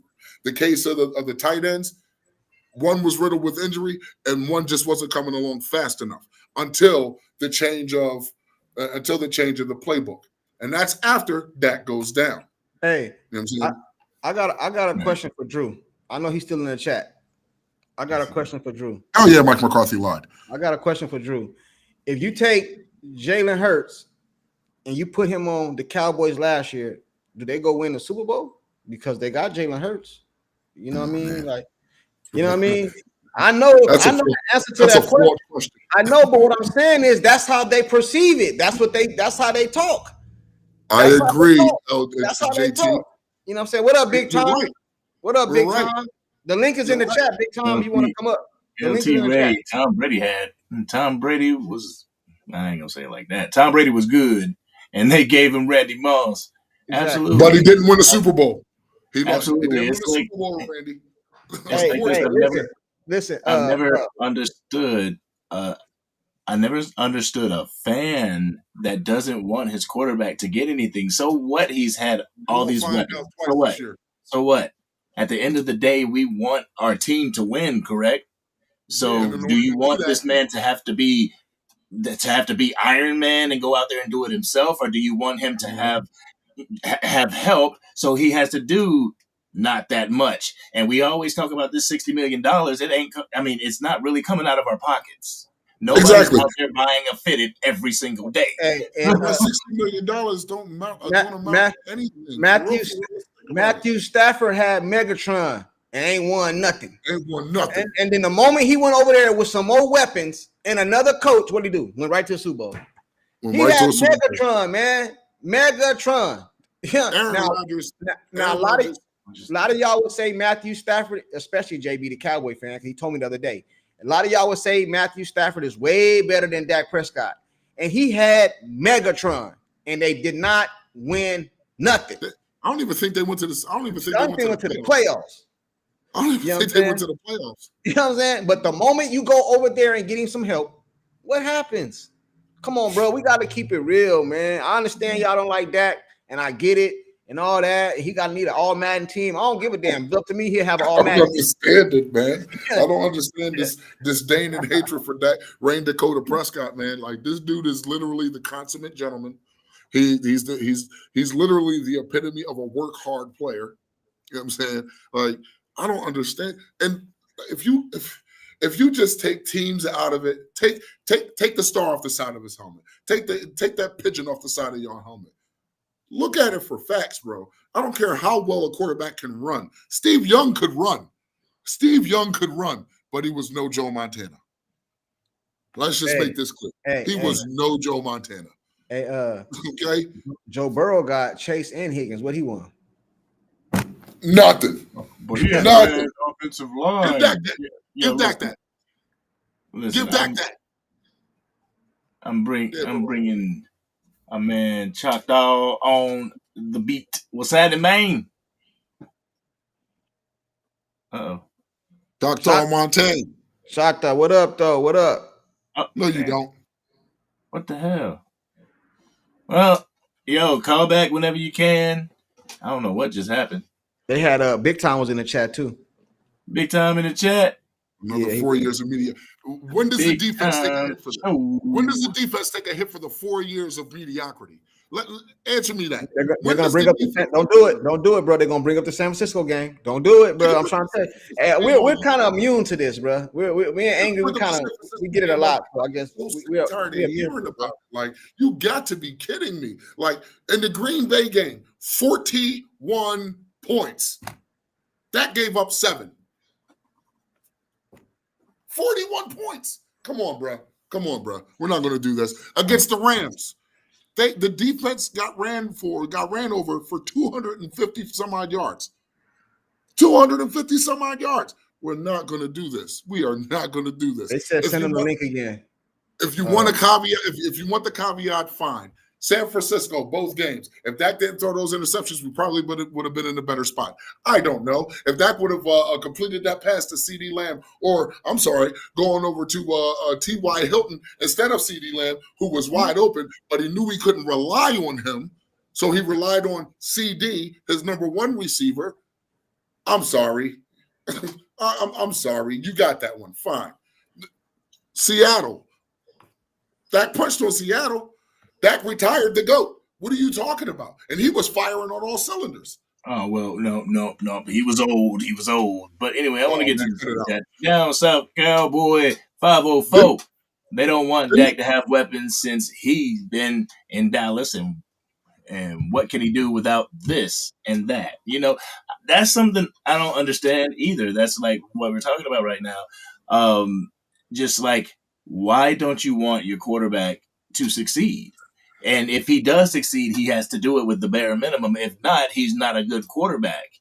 You know, even though the stats would disagree with you, the stats say that you have a good quarterback. It's just the fact that he's not able to fulfill your expectations right now. And believe me, if you look at the NFL, you look at football this way, every quarterback after Dak is going to make you feel this way too. So it is what it is. But, yo, Down South Cowboy, thank you very much. Appreciate ya. I think Dak get blamed for the 30-year drought, bro. He's only been here 9 years, y'all. They put the whole drought on him. You know what I'm saying? Dak, it's your fault. Come on, y'all. Like, most of y'all wasn't born the last time we won. Cut it out. All right, we're going to Choctaw again. Choctaw, what's going on? Hello? Hello? Yo, brother, it's not working still. He always come in and drops the nuggets, man. I'm trying to give him a chance. I'm happy the Eagles won the Super Bowl. I am happy for you. Welcome to the kiddie table. Enjoy your second bowl of ice cream. No, he ain't working. I don't know. All right, Drew always come over here. It's all good, though. It's like Smoke one for you. Smoke one for you in the building. What's going on? What's going on, champ? How y'all doing, man? I'm chilling. Hey, Smoke, man, you lucky I'm at work right now, Smoke, or I'll be smoking one for you. You heard? I just got done. I'm just chilling right now. I'm saying, sitting in my garage, you know. Yeah, bro. I mean, what you got on this, man? What you got on this? Too much, man. Like, I mean, let's get to it. Bro, like, speak your mind, man. Speak your mind. for some reason, bro, it seems like our fan base really craps on any move we make, bro. You know what I mean?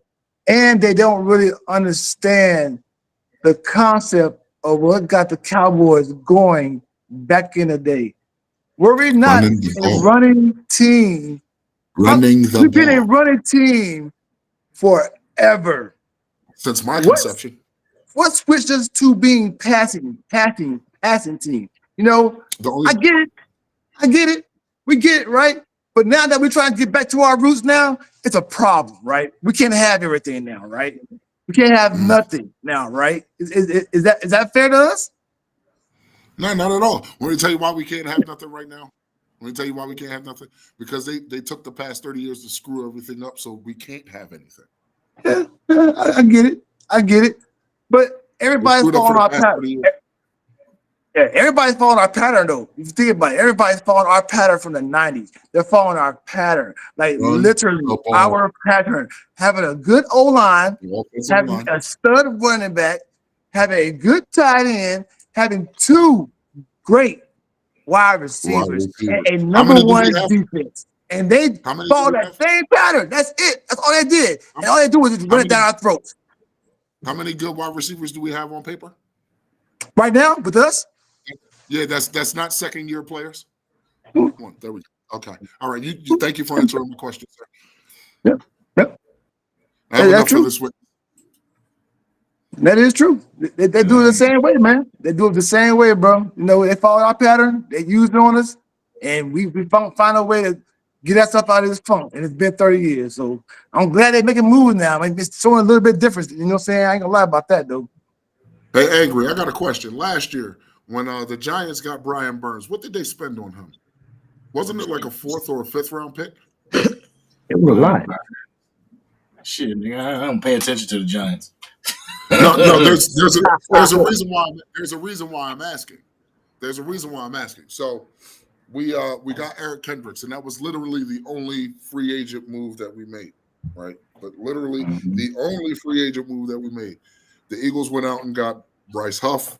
The Giants went out and got Brian Byrne. And they got somebody else too. I think it was Bobby Okereke, correct? I'm not sure, unless he was already there. There was a few other great defensive moves that were made. We only made one.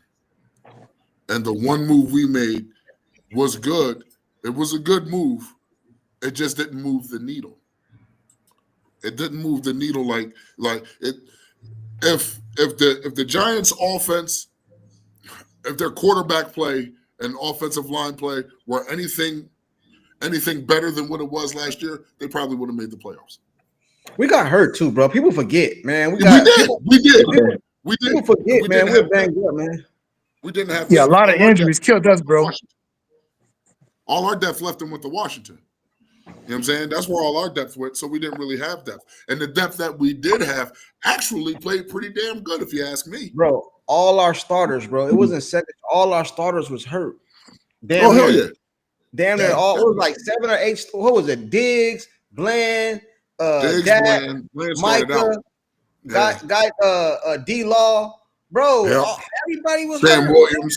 Sam Williams was done before the season started. Bland was done before the season started. Diggs was just coming back. Demo was working his way back. You know what I'm saying? Like, so yeah, we were behind the 8 ball on defense anyway.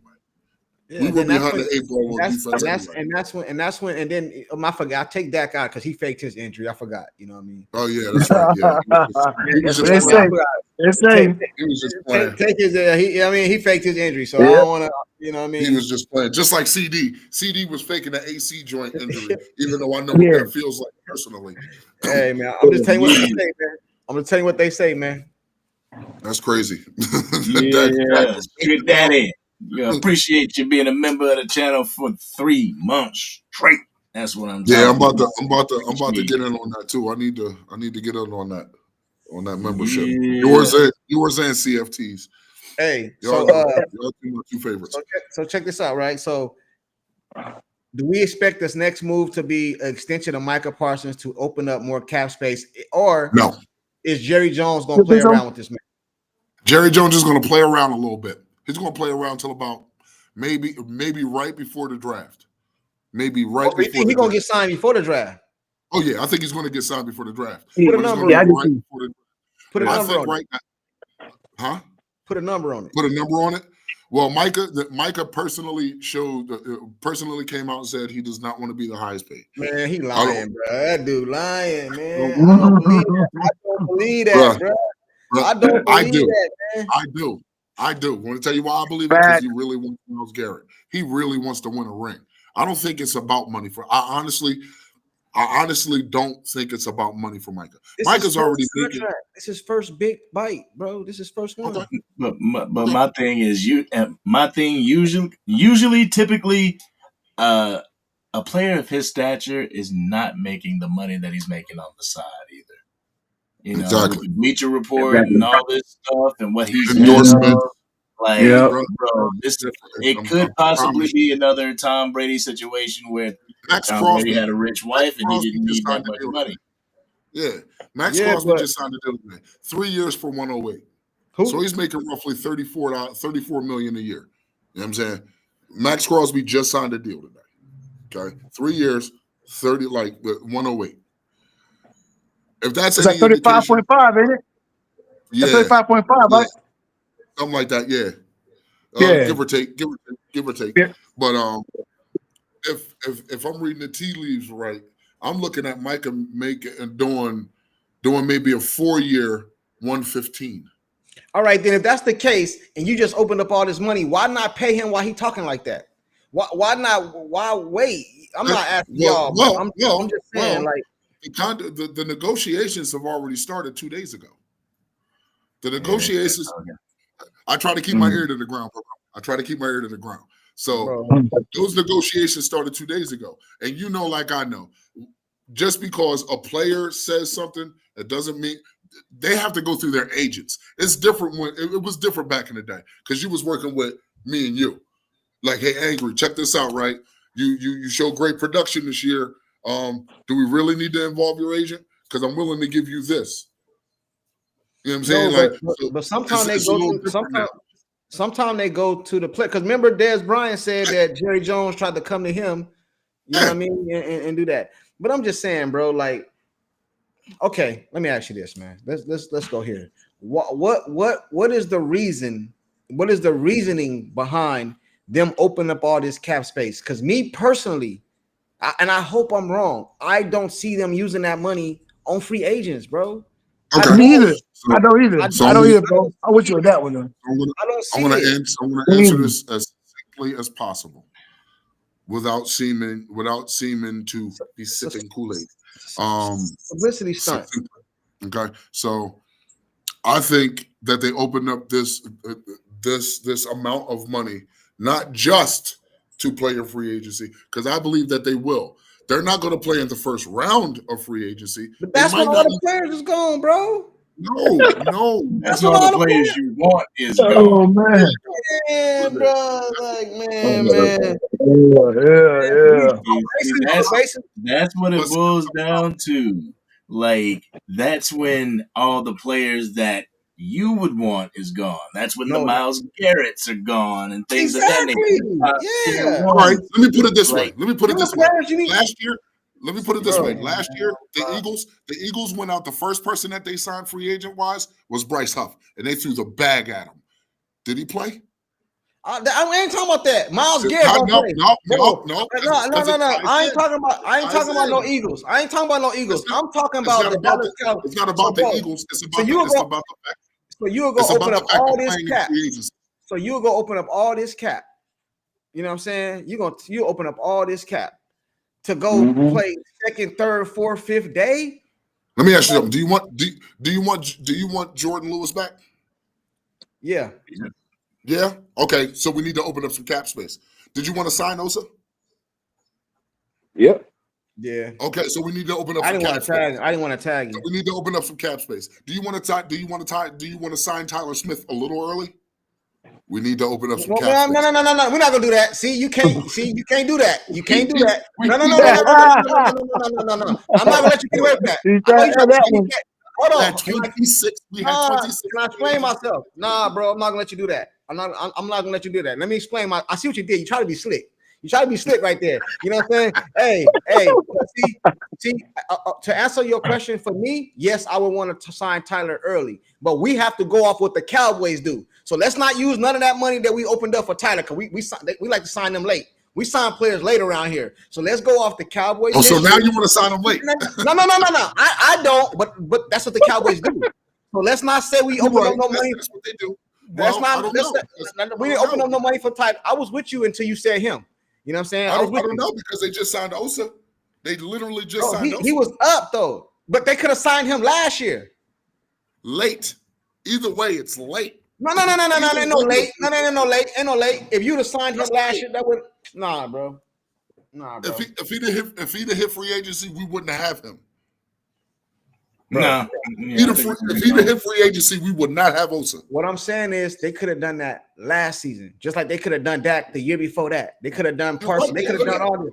So okay. So then you can't come to me and tell me, do I want to sign Tyler early? No, I do, but that's not how they move. So we didn't open up cap for him.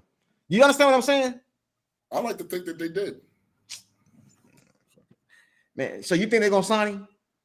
I think before the new league. I think before it's sort of like, what was it, Dak Prescott? An hour before kickoff. All right, Anywhere between now and an hour before kickoff, Tyler Smith might have an extension.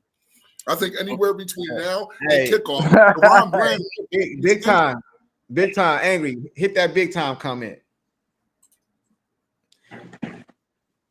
Big time, what up, man? If you ain't doing nothing, pull up, big time. I like to rap with you, man, because listen, he say, big time say, sports junkie, big time show. He up there. He said, sports junkie. I don't know why. You got all this hope. Super chat first, and I'm skipping over super chats. He said, I don't know why you got all this hope of them getting the big name players, but this is the Jones family. This is the Jones family. I never anticipated them going out of their way to sign to give big money to the first round of free agents. I do believe that maybe, like, who said it? Big time. Like Fletcher said, tier 2 players. I can see that. I can see those tier 2 players, those players that are just specialists at their jobs. They're not interchangeable. They're not players that you can say, all right, they're not a Michael Parsons. They're not a Max Crosby. They're not a Aiden Hutchinson. No, we're not talking about those guys. We're talking about probably the Xavier McKinneys of the world. You know what I'm saying? Those ancillary pieces. Didn't go ahead, Angry. You had something to say? With the whole big time show thing, we're gonna give our perspectives. Then we gotta rotate out. I got some people waiting. Okay, I got you, brother. Let me address big time. Yeah. Big time. Firstly, to answer your question, I didn't come on like this. I was skeptical, but then I got on with Angry and he convinced me. You know what I'm saying? That's one. You know, what? No. I convinced you with a big name. No, I did not. Hey, big time Angry, man. Hey, blame him. Don't blame me, man. Hanging with Angry, it rubs Hey, off on me. 3 years, 108. Number 2, big time. I seen Stephen Jones say in the Brian hire in the press conference, we're gonna do things different this way. We're gonna go do this. We're gonna do this. So that's why I felt like we're gonna be a big player in free agency. You know what I'm saying? That you know what I mean? It don't gotta be. You wanted to hear. That's how you interpreted it. Nah, bro. See, and that's my thing. What we talked about, I said it's cool that they're actually restructuring and everything like that. I never said that we was gonna go out and get big names. I know better than that. You know what I'm saying? Myles Garrett and them ain't coming here. That's off limits. I've already taken that out of my brain. Right. You know, but a DK Metcalf, that's somebody that could be attainable. A Tyler Lockett is somebody that could be attainable because they released him. But these big names like another Derrick Henry for this season, we're not going after. Right, now check this out, right? I don't even care. I've said this multiple times on my channel. I'm pretty sure y'all done heard me say this. I don't even care if they don't land these big players, bro. My problem is you don't even try, bro. You never know what a person. Debo went for a 5th, bro. You traded Mingo for a 4th. I would take Jonathan Allen in the heartbeat. You never know what they'll do, man, until you call. Jerry Jones them got this persona that we the Cowboys. We don't gotta call you. You gotta call us. We America's team. We got the star. You never know what'll happen, man. They don't even reach out to players, bro. And that's my problem with them, dude. You know what I'm saying? They didn't want to give Derrick Henry $8 million. Philly just gave Saquon Barkley 20. So you open up all this money, bro, for what? To do what? And running backs don't have to get paid, and going back to being a running back league. Like, come on now, everybody saw it coming. Come on, it's a running backs league. I mean, it's a running back league. Again, we just saw Rico Dallo go for 1,000 in like 8 games on limited snaps. Jerry Jones, man. Hey, we gotta rotate some people. But before y'all go, I want to say this, man. Before you go, I want to say this. Jerry Jones is a mastermind. It was planned. You know what? I'm gonna disappear. I'm gonna go dark 330 or whatever they call it. I'm gonna go mute. I'm gonna stay out the limelight. Then I'm gonna open up some cap space, and then I'm gonna put my ass back in front of the camera and tell y'all I ain't doing nothing. That's what just happened. Exactly. That's what just happened. Exactly. And then what happened? And what happened? All over the news. What do you think tomorrow ESPN gonna open up with tomorrow? I don't know because I don't watch it. Well, I'm gonna tell you what they're gonna open up. You ain't gotta watch it. Let me tell you what's gonna open up. They're gonna open up talking about how the Dallas Cowboys just opened up that space, and is Jerry Jones gonna be all in and making moves and all this other stuff, bro? Yep. That's what's gonna happen, bro. Yep. I'll wait for y'all. I'll wait for y'all to drop y'all jokes. Happen, bro. That's what's gonna happen, bro. This dude ain't about to use no money, bro. He gonna tell y'all. He gonna tell y'all we ain't got no cap. He gonna tell you we ain't got no cap, bro. See, but the thing is, we say this. The thing is that we say this. He ain't gonna do nothing. He ain't gonna do nothing. He ain't gonna do nothing. And when he does nothing, you get mad. Why? Exactly. Mm-hmm. Listen. Exactly. Whatever I've been telling you, Angry. I'm just thinking about life without Junkie. I'm just thinking about life without Junkie. You got to. You gotta put yourself in the minds of Jerry and Stephen Jones. Hey, look! Before I get off of here, right? 3 years of watching this dude. Okay, I want y'all to understand this. 3 years of watching this dude. Okay, if we don't get Junkie, if you don't get this dude behind him, bro, I don't know what to tell you, my man. Okay, because like I've watched this kid for 3 years. He was the number one running back out of North Carolina. Number one running back out of North Carolina. So like the boy's nice. So with that, I'll say this about the running back class in this draft. It's so vast. There's so many good running backs. There really is. From first pick to seventh round, there's so many. You know what I'm saying? So you can go wrong depending on how you look at it, depending on the type of running back you want. If you want a big body back, go get you an Omarion Hampton. Do you want good or do you want the best? You know what I'm saying? But what if he ain't there? No, I'm just telling you. You know what I mean? All of these players, all of these running backs coming in, you don't know what you have until you have them. You don't. You know, until like you have with Ashton Genty, you don't know what you have until you get there. But at the same time, you don't pay attention to the conference that he's in college and how easy that conference was to run on. Mm-hmm. Like if he's in the SEC class, like he has got the same yards. So there's a lot of what ifs in this. Caveats. You know, you might get an Ashton Genty and he might flop. I agree, Angie. Henderson or Judkins. That's a problem too. You don't know. You don't know. Hey man, appreciate y'all. You still don't like Johnson? You don't like Johnson at all? Caleb? I do like Judkins. I do. Yeah, y'all like Johnson? Which one? Caleb Johnson? Johnson, yeah. Johnson, yeah. He's pretty, I like him too, man. Quick. Yeah. He's pretty quick. He does have that home run ability. That's something that I was wondering with Omarion Hampton though. Like, he don't have breakaway. You don't have too much breakaway.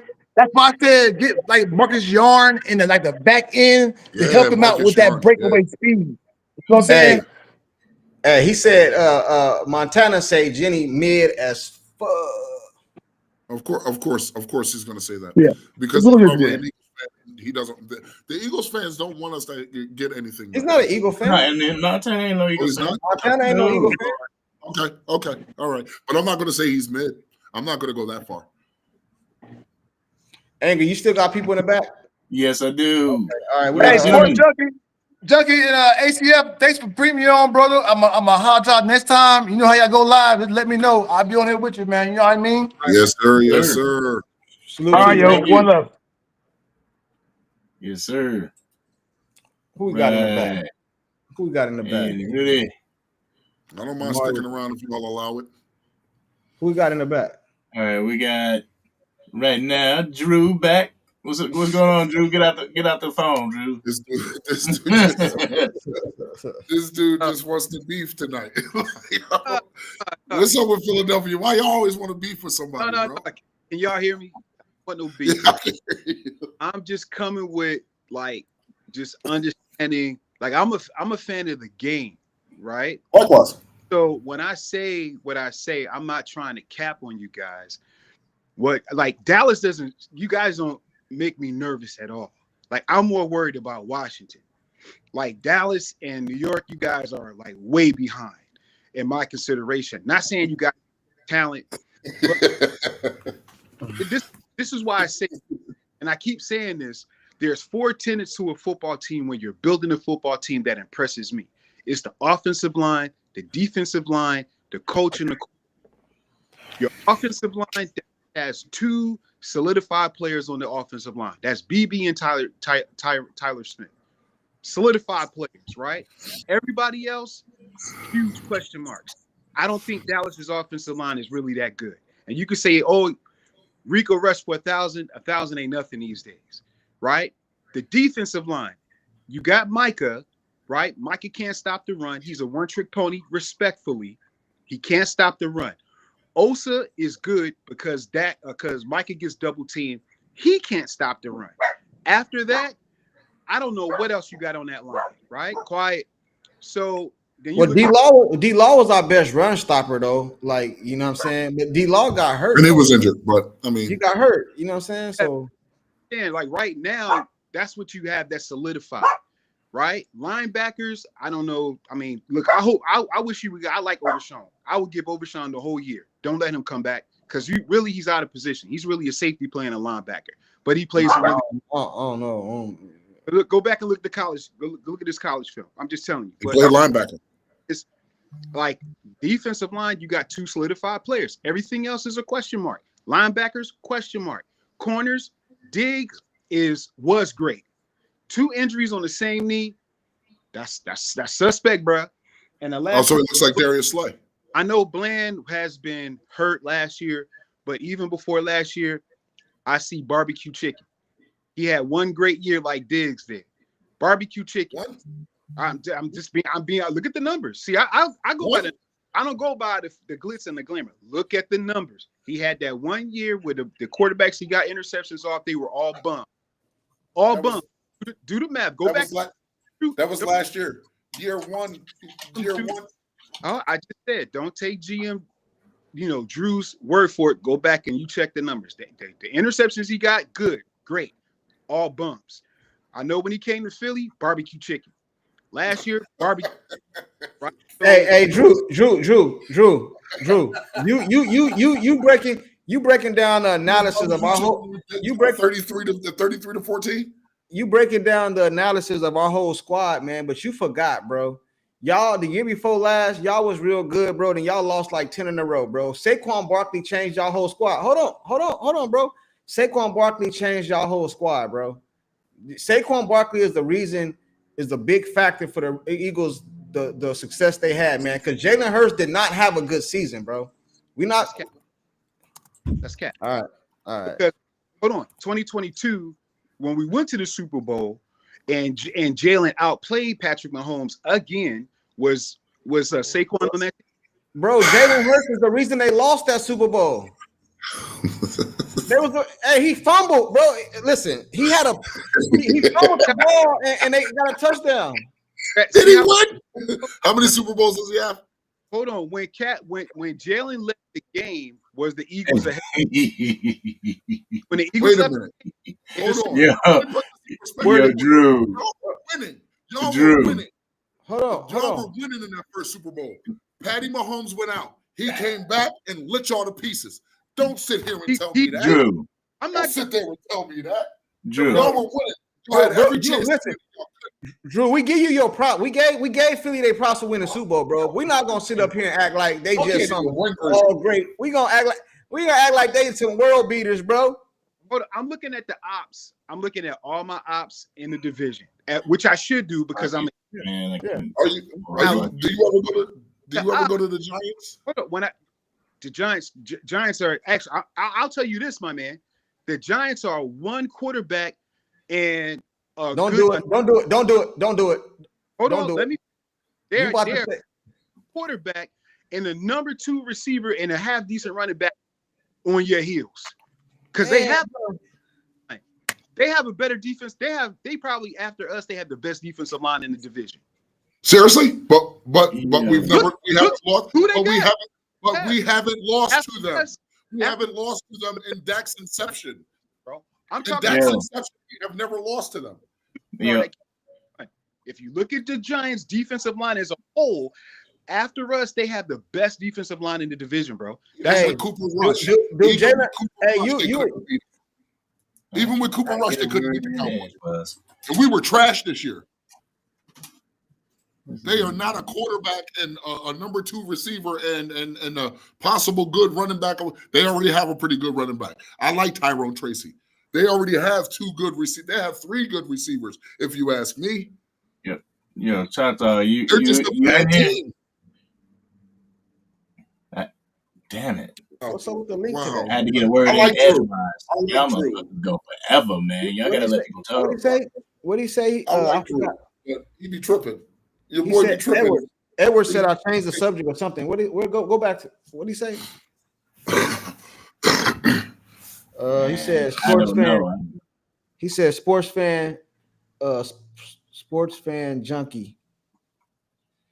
You changed the subject. He was right about the Cowboys. Then you jumped on the Eagles' weaknesses. That's not what it's all about. If you won the Super Bowl, they are world beaters. Yeah. Bro, I did a whole video giving them their props. What am I? But he's coming on here just picking our whole team apart. I gave him their props. I gave Super Bowl. I did a whole video on it. I gave them all their props, bro. But I'm not gonna. He said that the one plan was barbecue chicken, and that all the quarterbacks that he got an interception on were bums. That's what he said. That was down to everybody. That's what he said. That was down to everybody. And not only interceptions, he running them back. He running them back. You got it on guard. Year 1, he had 5 interceptions. Year 1, and only played like 8 games. Year 1. But I guess they were all bums. I guess when we smoked the Eagles, when they came to Dallas the year before, they were bums too, huh? When A.J. Brown decided to call my man Gilly old and got clamped up. They're gonna say that was regular season, bro. So you know how this go. You know how this go. Let's move the goalpost some more. Yeah, but I'm just telling you how I go, bro. You know what I'm saying? I'm just telling you how I go, man. You know what I mean? But so far, like, I'm at a C now, man. I was at a D. They made some moves, opened up some cap. He showed up. I'm at C. Jalen Hurts showed up without a running game in the Super Bowl because they geared themselves to play the run. That's why. Chata, what up? Choctaw. Y'all hear me? Yes, sir. Yeah, you can now. Good now. Damn, bro, Restream tweaking, gang. For real. Been trying to get you in for a minute, man. Hey, nah, though. How y'all doing? I'm good, man. We hanging in there, man. How you doing, brother? I'm all right. You know what I'm saying? I'm just ready for this drag. You know what I'm saying? See a lot of Cowboy fans get hurt when they don't get all these overrated. Oh Came out man. again, man. What? It looked like he was getting ready to start cooking too, man. Yeah, he Yeah, was. he was. He was. And I was Damn going to it. allow Yo, it. Like, call back. Call back. my thing is, how can you say there are three things about a team that would impress me? It's not about what impresses me. It's about what gets seats in the stands, or it gets butts in the stands, and wins you playoff games and Super Bowls. There isn't a team that Dak's had complete without injury that was able to make a good run. His rookie year, but then he ran into Aaron Rodgers. That's what I be telling people, man. He ran into if Aaron Rodgers wasn't there that year, he would have went to the NFC Championship game his rookie season. But when I tell him that, bro, that was Aaron Rodgers. And then let me tell you something. Not only was matter of fact, I take that back. Dak beat Aaron Rodgers in that game, but the defense allowed this dude to throw a 40-yard up the sideline thing to put Mason Crosby. And tell kick him I the was damn on the field goal, phone. man. Yeah. All right, Chalk. What's up, baby? I think he said he had to take a call. Yeah, put your phone on airplane. What's that? Can you hear me? It look like it's about to cut out, bro. No, we can hear you now. We hear you. What the? God, every time we say we can hear you, it's a wrap. Like, what happened? I think somebody is he getting a phone call maybe, and that's why. I don't know. I don't know. He a busy man. If he everybody else is working for it. That this happened. Yeah, it's working. It's working for everybody that's hitting the link. So I'm not expecting the Cowboys to go out there and get me the greatest free agents, because let's be realistic. We can't afford them all. We can't afford them all. There is, unfortunately, a salary cap. Okay. Yeah, we cleared up 50 some odd million.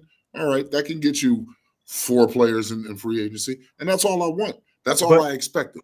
Get me 4. Get me 3 more than you did last year, and I'm happy. I don't think I heard some people in the chat say it might have been Big Time. I think it was Big Time that said they freed up the cap to sign their own players. You know, we had like 25, 26 free agents. So he's saying we're not signing back 26. We're not signing back 26. We're not signing. Unfortunately, I don't think signing who? We're not signing back 26. Was 26. Oh no! Hell no! I can name 10, 5 on top of my head right now that I wouldn't bring back. Like, let's be happy with the fact that we don't have to scour the lands for a guard because we just signed Brock Hoffman. Let's be happy that we don't have to scour the lands for a DT because we just extended Osa. Let's be happy that we don't have to scour the lands for somebody who can be a good special teams piece because we just tendered Turpin. And the point of that tender. That's you? Oh, that's me. I was saying, who is ringing? That was the wife. Yeah, what's going on, man? That was the wife. My bad. Like, you know what I'm saying, like, yeah, that was the wife. She's gonna have to be mad for another couple minutes. You know what I'm saying? But we don't have to spend all this newly found cash on just bringing guys back who didn't really move the needle for us in the first place. You know what I'm saying? That's what the draft is for. That's what you did. Like, those say, where we at now? I think we have 14 free agents at this point. I think we're down to like 14 free agents. We don't need to bring all of them back. Would I like to have Chauncey Colston back? Hell yeah. I think Chauncey did a hell of a role last year. Carl Lawson? Yeah, definitely. I would love to have those. We're going to edit that part out, bro, because I got love for you, man. We don't want you on the couch. We don't want you on the couch tonight, bro. You're going to tell your wife.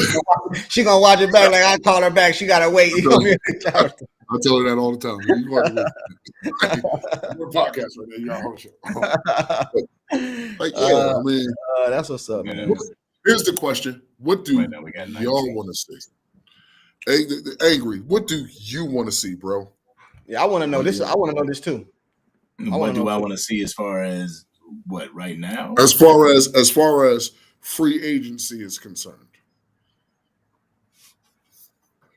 I'll say this. Let's keep it realistic. Okay, let's keep it realistic. I want them to be players in free agency and to get players that we can use that can better the team. No name attached. Like Kendricks. All right.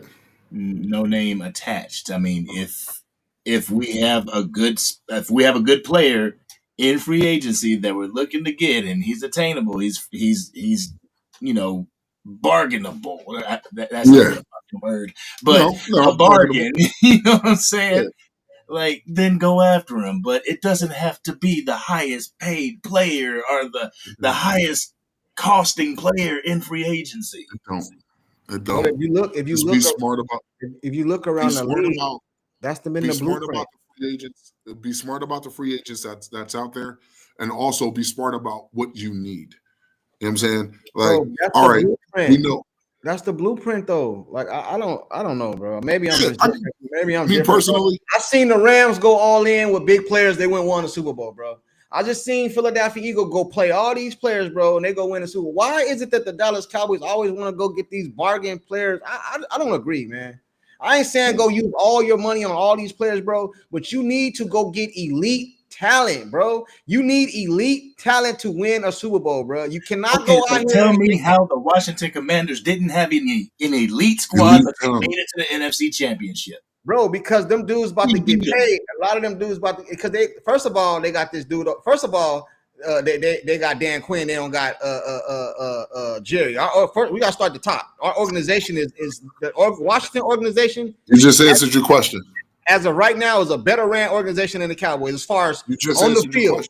As far I ain't talking about business. I'm talking about on the field. That's how they was able to do it. You know what I'm saying? You know what I mean?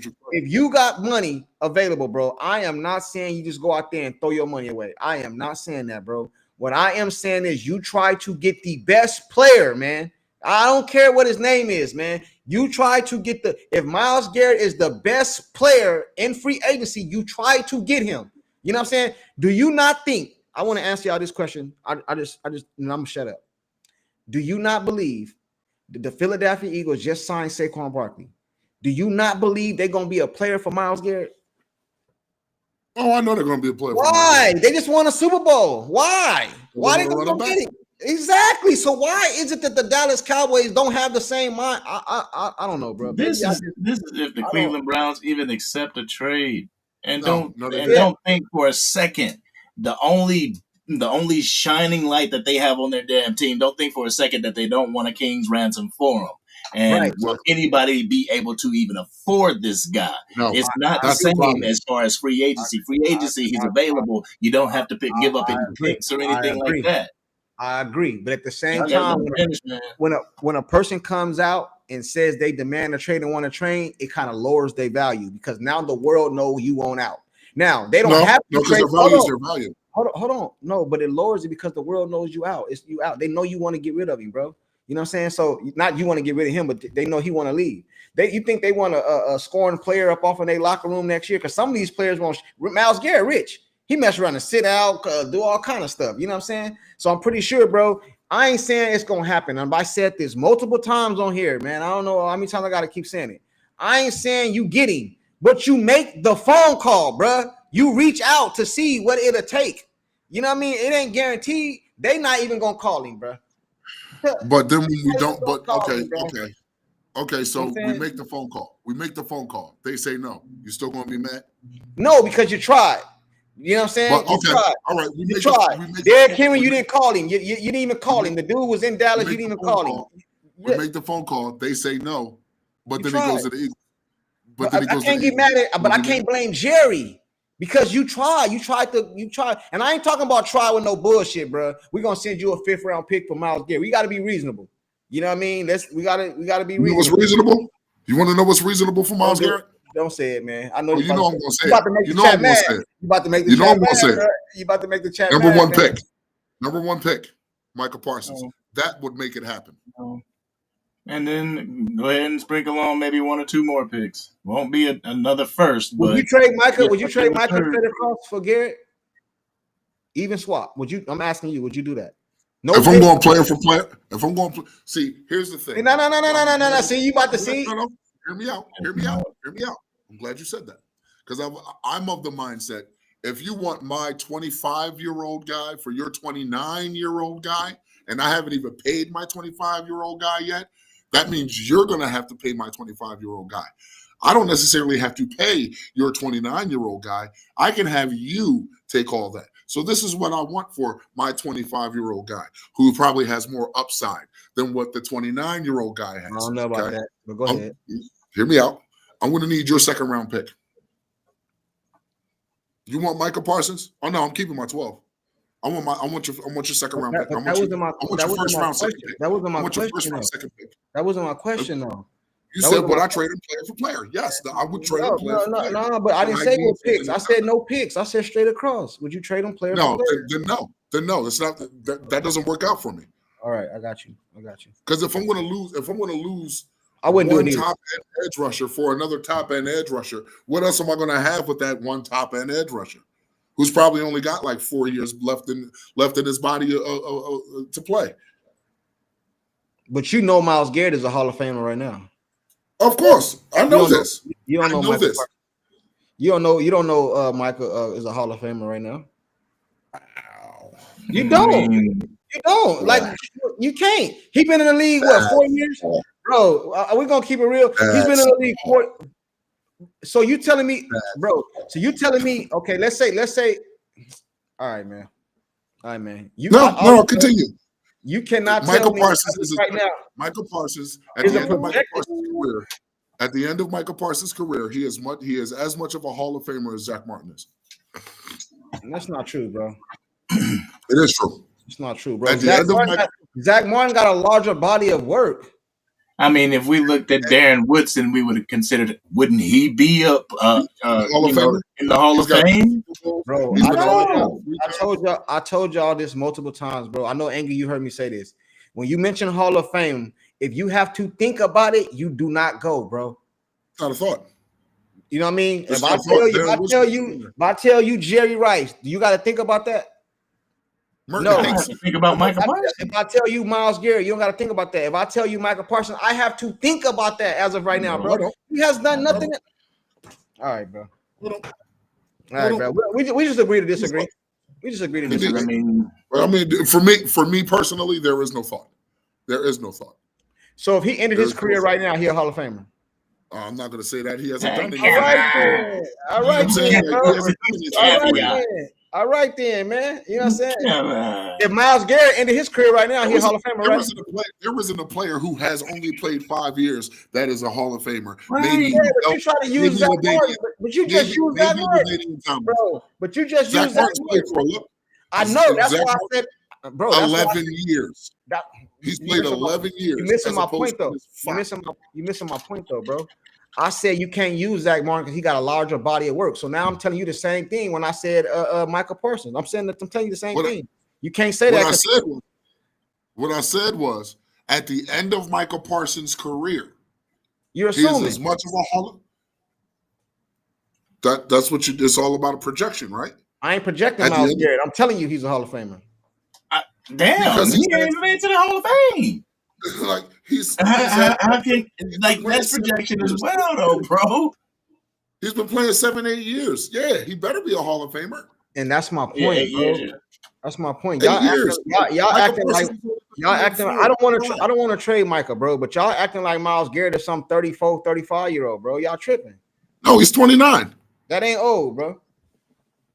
No, but he probably given the position, he's probably only got 3 to 4 years left.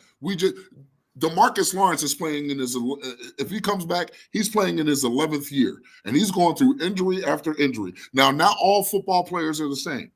Not everybody's the same. Some dudes can play till some dudes can be Tom Brady. Some dudes can be Aaron Rodgers. Some dudes can be Aaron Donald. Some dudes can do it.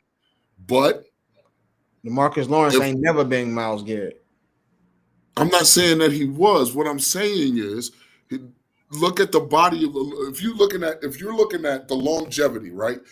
DeMarcus Lawrence is playing in his 11th year. His body has taken so much punishment that he may not have another 2 to 3 years left. By the time Myles Garrett gets to 11th year, That's 3 years, bro. That's 3 more years. By the time he gets to his 11th year, that is a lot of punishment to take. I don't care how big you are. Aaron Donald retired after 10. Okay. You know what I'm saying? Like, so it's no guarantee that Myles Garrett is going to continue to be Myles Garrett after year 10, after year 11. There's no guarantee. That's true. I wouldn't trade him, bro. I was just asking you, like, would you do it? But What if you look the at average- what if they're looking at like the structure of Dak's contract? Like we got a 3-4 year window. We trying to go all in now. You know what I'm saying? Like, all right, so I think Micah should be pushing for Garrett and pushing for, not even Garrett, because Micah came out and said he wanted them not to be stagnant and all this. It don't gotta be Garrett, bro. That's just that's one of the biggest names. All I'm saying, bro, is don't wait until day 2 and 3 and 4 when all the top elite players is gone. Then you come and get these other players that you can cover them with a little bit of nothing, and they just come over here, bro. Don't do that. That's all I'm saying, bro. That's all I'm saying. Let me put this in perspective. The Eagles won the Super Bowl last year on defense because they had something that we let walk out the door the year prior. Depth. And you got Jalen Carter, and then you got Jordan Davis. 2 big bodies. They don't be on the field together that much. They don't.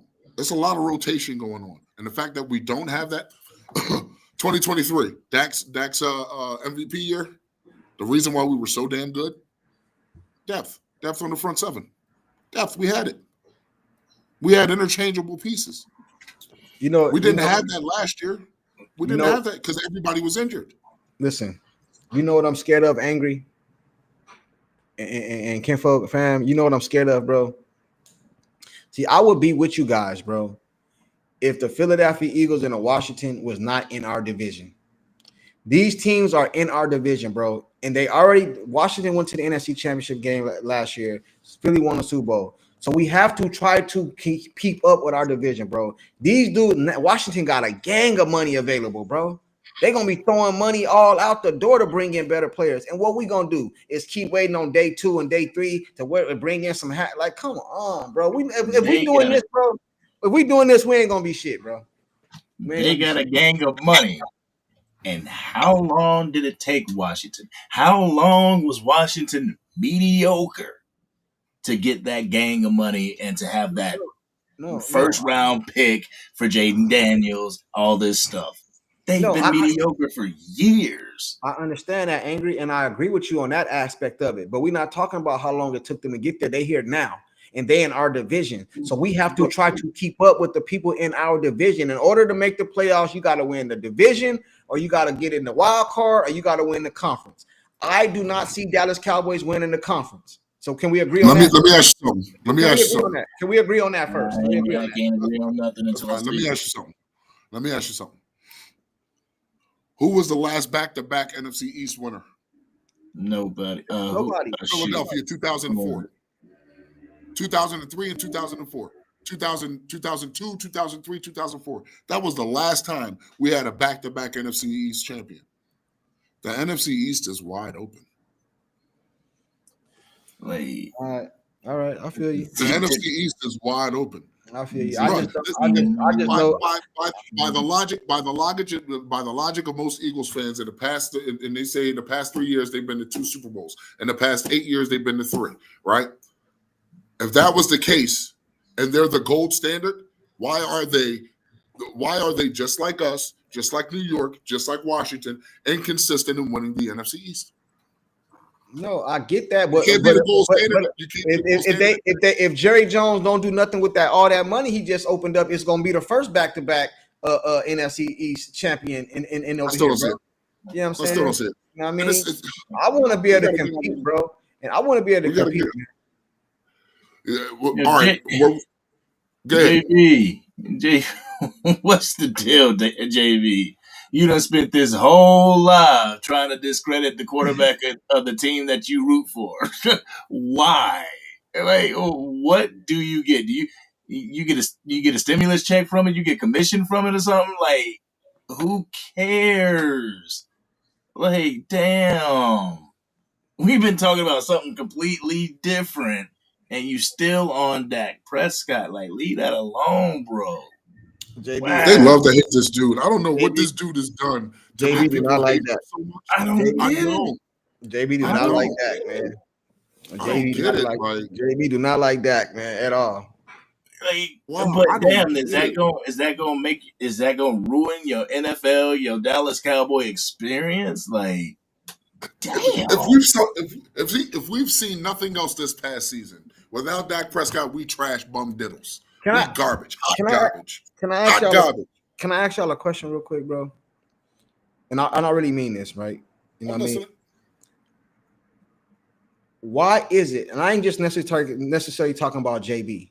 I'm talking about what is it about Dak Prescott that make people dislike him so much? Like, it can't just be because he didn't win a Super. A lot of championships. Because he's a good person. You know what I mean? What is He's it a good- about him? Like, I don't. It gotta be something, bro. Like, do you not like the He's way a he good- talk or the way he dress, his money? He's a good person. The way people be acting is like they paid Dak the money and he didn't win. Like it came out of their pocket. Like, it seems like it's not. When I talk about certain players, bro, I be talking about it from an on the field perspective. I might grill Exactly. I done talked about Dak Prescott in a couple of videos, bro. He threw an interception or something. You know what I mean? Does he have room to grow? Hell But yeah. I don't never make it personal.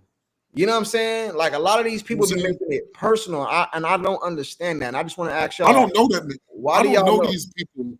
I don't know these people personally that hate them or like I come down on Jalen Squirts because he's an Eagle. I come down on AJ Brown because he's an Eagle. I come down on Devontae Smith because he's an Eagle. You know what I'm saying? Like, I don't like your team. That doesn't mean I gotta hate you. No. Like, and for our own fan base to feel this way about this guy. Like, y'all really that butthurt that Tony Romo went down with a bad back, and this dude took the reins and took them further than what Romo did? It got to be more than that, man. It got to be more than that. It got to be something. Come on. He's not a bad person. That's number one. He's not a bad person. He's probably the most consummate gentleman I've ever heard speak. All right, maybe he's a little too company man. He's not controversial. You know what I'm saying? Do you want him to be that dog? Well, guess what? I saw that dog. I saw that dog 2 years ago in Seattle when Worley tried to put a hit on him out of bounds, and he looked at him and said, I can do this. I'm a big body. Stared him down, went to the sideline, said, Michael, go get me a fucking stop. Is that the guy you want? Because if that's the guy you want, then that's the guy you're going to get. I think people forget, man. You remember that playoff game? I think it was against Seattle when Dak Prescott was out there doing windmills over people trying to get in the end zone, man. He was out there balling, bro. Like, when you get him some players, bro, he be out, man. It make you look different, bro. You get some players around him. The criticisms that they have for Dak Prescott, and I'm not just talking about our fan base or any other fan base, ESPN, all these, the criticisms that they have for Dak Prescott, I see these other quarterbacks do a lot worse. And get nothing. They just love to hate Dak Prescott. They really do. Yeah, because Lamar Jackson got damn near the same record, almost. 2-5 in the playoffs. He don't get this. He don't get this hate. He's been to an AFC championship. Don't forget, he's gotten to an AFC championship. And lost. Don't forget, even though Josh Allen's MVP season is nowhere close to what Dak Prescott's second runner-up MVP season was, he still gets the MVP, and he got to the AFC championship. Hold on now. Joe Burrow got two number one elite receivers. Ain't won no Super Bowl. Come on, man. I don't understand it, but whatever, man. I want to ask y'all that. I'm just supporting my team and the people that and I'm not gonna sit here and be negative just to be negative. There's no sense in that. You know, like I said earlier, that's like saying, oh, Calvin got a job. Forget him. I didn't like good on that. I didn't like the Brian hire. But once he hired and he was a Dallas Cowboy coach, I ain't said nothing about him since, bro. I got behind him. He a Dallas Cowboy coach. But what I'm gonna do? What I'm gonna wish the man bad? Wish him like you know what I'm saying? I wouldn't have hired Brian, but once they stamped it and he was the coach, I accepted it, bro, and I moved on. I'm gonna be happy. I'm glad they hired Brian. Right? Because there's a visual change from coaching staff to the way that the Joneses are moving at this very moment. Now, I'm not saying that they're going to do everything that we want on our wish list. They probably won't. That's what gets they probably won't. You know what I'm saying? They probably won't. But Here's the hoping. Hey, JB, come on, man. Cut it out, bro. Cut it out, bro. He said exactly what you said he was going to say. Been an AFC championship. Come on, bro. That's the AFC. I don't care nothing about the AFC. We NFC over here. Okay. Come on, bro. Dak is a very big threat. Dak is a very big threat. Everybody that they put above Dak can't hold a candle. I think this past year was Lamar Jackson's best season as a passer. As a passer. Dak's been this since 2016.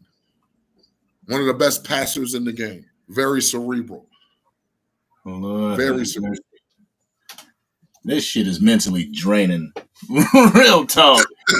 It's mentally draining. I'm over here like just. I try not to look at it. I try not to look at the thread.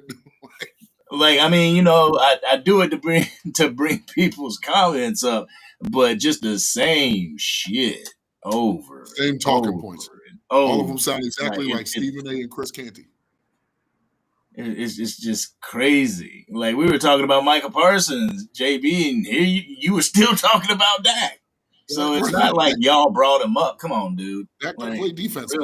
Dak do not play defense. Dak is a quarterback, bro. Like damn. How can we make this team better? That's the question. How can we make this team better? Dak Prescott's under contract for the next 4 years. CeeDee Lamb's under contract for the next 4.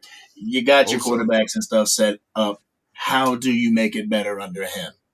Fuck what he did 3 years ago. You go get that man a running back. You go get him a running back. Get his run game. Get him a run game. You know what I'm saying? And go get that man another receiver, bro. And he'll show you. You know what I'm saying? He'll show you. You know what I mean? What type of player he is. You know what I'm saying? He'll show you. It'll open up a lot of things, bro. You know what I mean? But he don't get the same. And I know a big part of it is because he's I understand the outside fan base hating on him because it's Dallas Cowboys. People hate on the Dallas Cowboys. I get that part. Because I be in the store sometime, bro. Minding my business. Just to be in there with a Cowboy jersey. Somebody in the aisle. Cowboys suck. Like, I get it, bro. I know y'all get the same thing, bro. But I accept that because that's other fan bases. But inside our own, inside our own fan base, bro, I don't understand it, bro. It's insane to me. It's insane. The best way to make this team better is by honestly like taking a chance on a big name free agent on the offense and taking a chance on a semi-big name free agent on the defense, and then getting depth. That is the best way you can. Dak Prescott has already proven that he can turn water into wine with wide receivers. If you don't believe me, ask Cedric Wilson.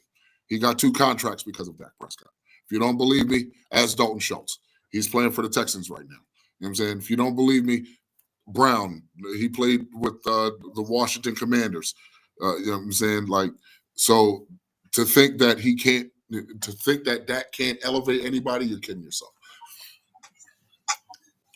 Yeah, I think you know what I think about him. I don't even want to waste time on it because you can't. The defensively, get me a corner and get me either a linebacker or another DT. Bring back Carl Lawson and Chauncey Golston, but give me a linebacker and or DT. You give me a big body DT, I'm happy. I don't want nothing else. Then you could go ahead and draft BPA. Best linebacker, best corner, best wide receiver, best running back, and depth it out. Depth that joint out. So that way and then remember, we do play in the UDFAs. We play in the UDFAs. And with this draft class, there's so much of certain positions, running back, DT, linebackers, wide receivers. You're going to find something in there that can help you out. I mean, depth-wise. So, okay, I'm about to say your volume dropped down a little bit. I don't know what the hell happened right there. Yeah, I'll tell you. Yeah, see, like, I try to highlight and everything, and my bad being off kilter, getting off my pivot, Cowboys Nation. But you guys saw in real time how that shit could just be super draining. It is. In real time. It's like, man. I want to comment on them all the time. Like, what's wrong with y'all? Like, don't y'all realize this ain't the 90s, bro? For one, the game is just a wee bit softer. This is not the 90s. So when you run into teams like the Ravens who play smash mouth football, when you run into the Eagles who play smash mouth, it's not something that we've seen in quite a while. Right. You know what I'm saying? So you have to adapt to this. You got to adapt to it. Eberflus, he believes in bigger DTs. He believes in being able to hit home with 4.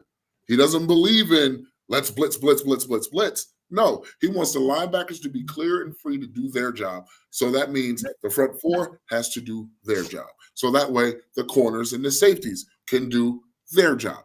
That's how his defense works. And I truly believe, like, I know that we're going to be looking for defensive tackle and everything in the draft, but I feel like defensive tackle, corner, and cornerback would be the 2, and maybe the Mike linebacker if you haven't figured out what you wanted to do with Eric Kendricks. But those are the 3 positions that I would look toward in free agency just to get veteran presence there. You know, Give me a break. All right. I agree with that 100%. I agree with that. If you're gonna, I would rather you spend the money free agency wise on defense, because at least you're getting plug and play players. Yes. You know what I'm saying? I'll take that. So offensively, if I ask for anything from free agency, give me a DK. Go trade for DK. Go trade for a big body receiver. That is a plug and play guy who has a reputation for doing what we need him to do. Because what we need from our receivers is what DK does on the regular. He's a bruising blocker. You know what I'm saying? He's big as hell, fast as hell, athletic as hell. That dude, in the right circumstance, he's a 1A. He's a 1A, 1B. Like DK, he would be the ultimate. Like, if we were gonna look at free agency, I think he would be the ultimate pairing with CeeDee Lamb. Like, and then still in the draft, give me another one. So that way he has 2 great receivers to learn behind.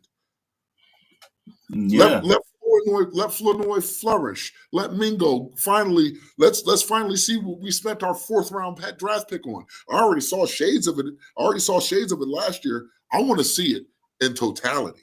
And I think that, like, people are shitting on Mingo. I think he's better than what people are giving him credit for. Right. I think he's a lot better. I'm hoping so. I truly hope so. Yo, Sports Junkie, where'd you go, bro? Oh, there you go. Okay. Oh, you know what he done. You know what he done. He already done. He had to stuff himself with black. I understand, baby. I understand. That comes later. Man, I heard y'all talking about Mingo, man. You know what I'm saying? I ain't got nothing against Mingo. I just don't think if Mingo would have been something that they plan to do, I have no problem with it. But in my personal opinion, I have my personal opinion. I think they did that because the Cowboy Nation, because they was getting too loud. So at the end of the year, they want to do something. We're gonna do something, and I think that's what it was, bro. You know what I mean? Because I think they could have gave up a 5th for Mingo. You gave up a 4th for Mingo, for real? No. All right, the pick that was given up, I agree. But I'll say this: I think they made the right move by getting Mingo. I think our coaching staff botched the job, just like they did with the running backs. That's true. I'm just being honest. I think Mike McCarthy botched that job. Because if you get a big body receiver in there, and it's been clear since week 3 that CeeDee needs a running mate, and you can see that Tolbert's not it. You can see that Jalen Brooks, who keeps fumbling over his own feet, ain't it. And you have to rely on Cavante to get that young man in the game and utilize him. Yeah, I believe that the organization, the NFL execs and GMs around the league laugh at Jerry behind closed doors, bro. I believe I'll call Jerry. We can get Jerry a little bit of something. Look what Trey Lance. Look how he got swindles out of Trey Lance and stuff like that, right?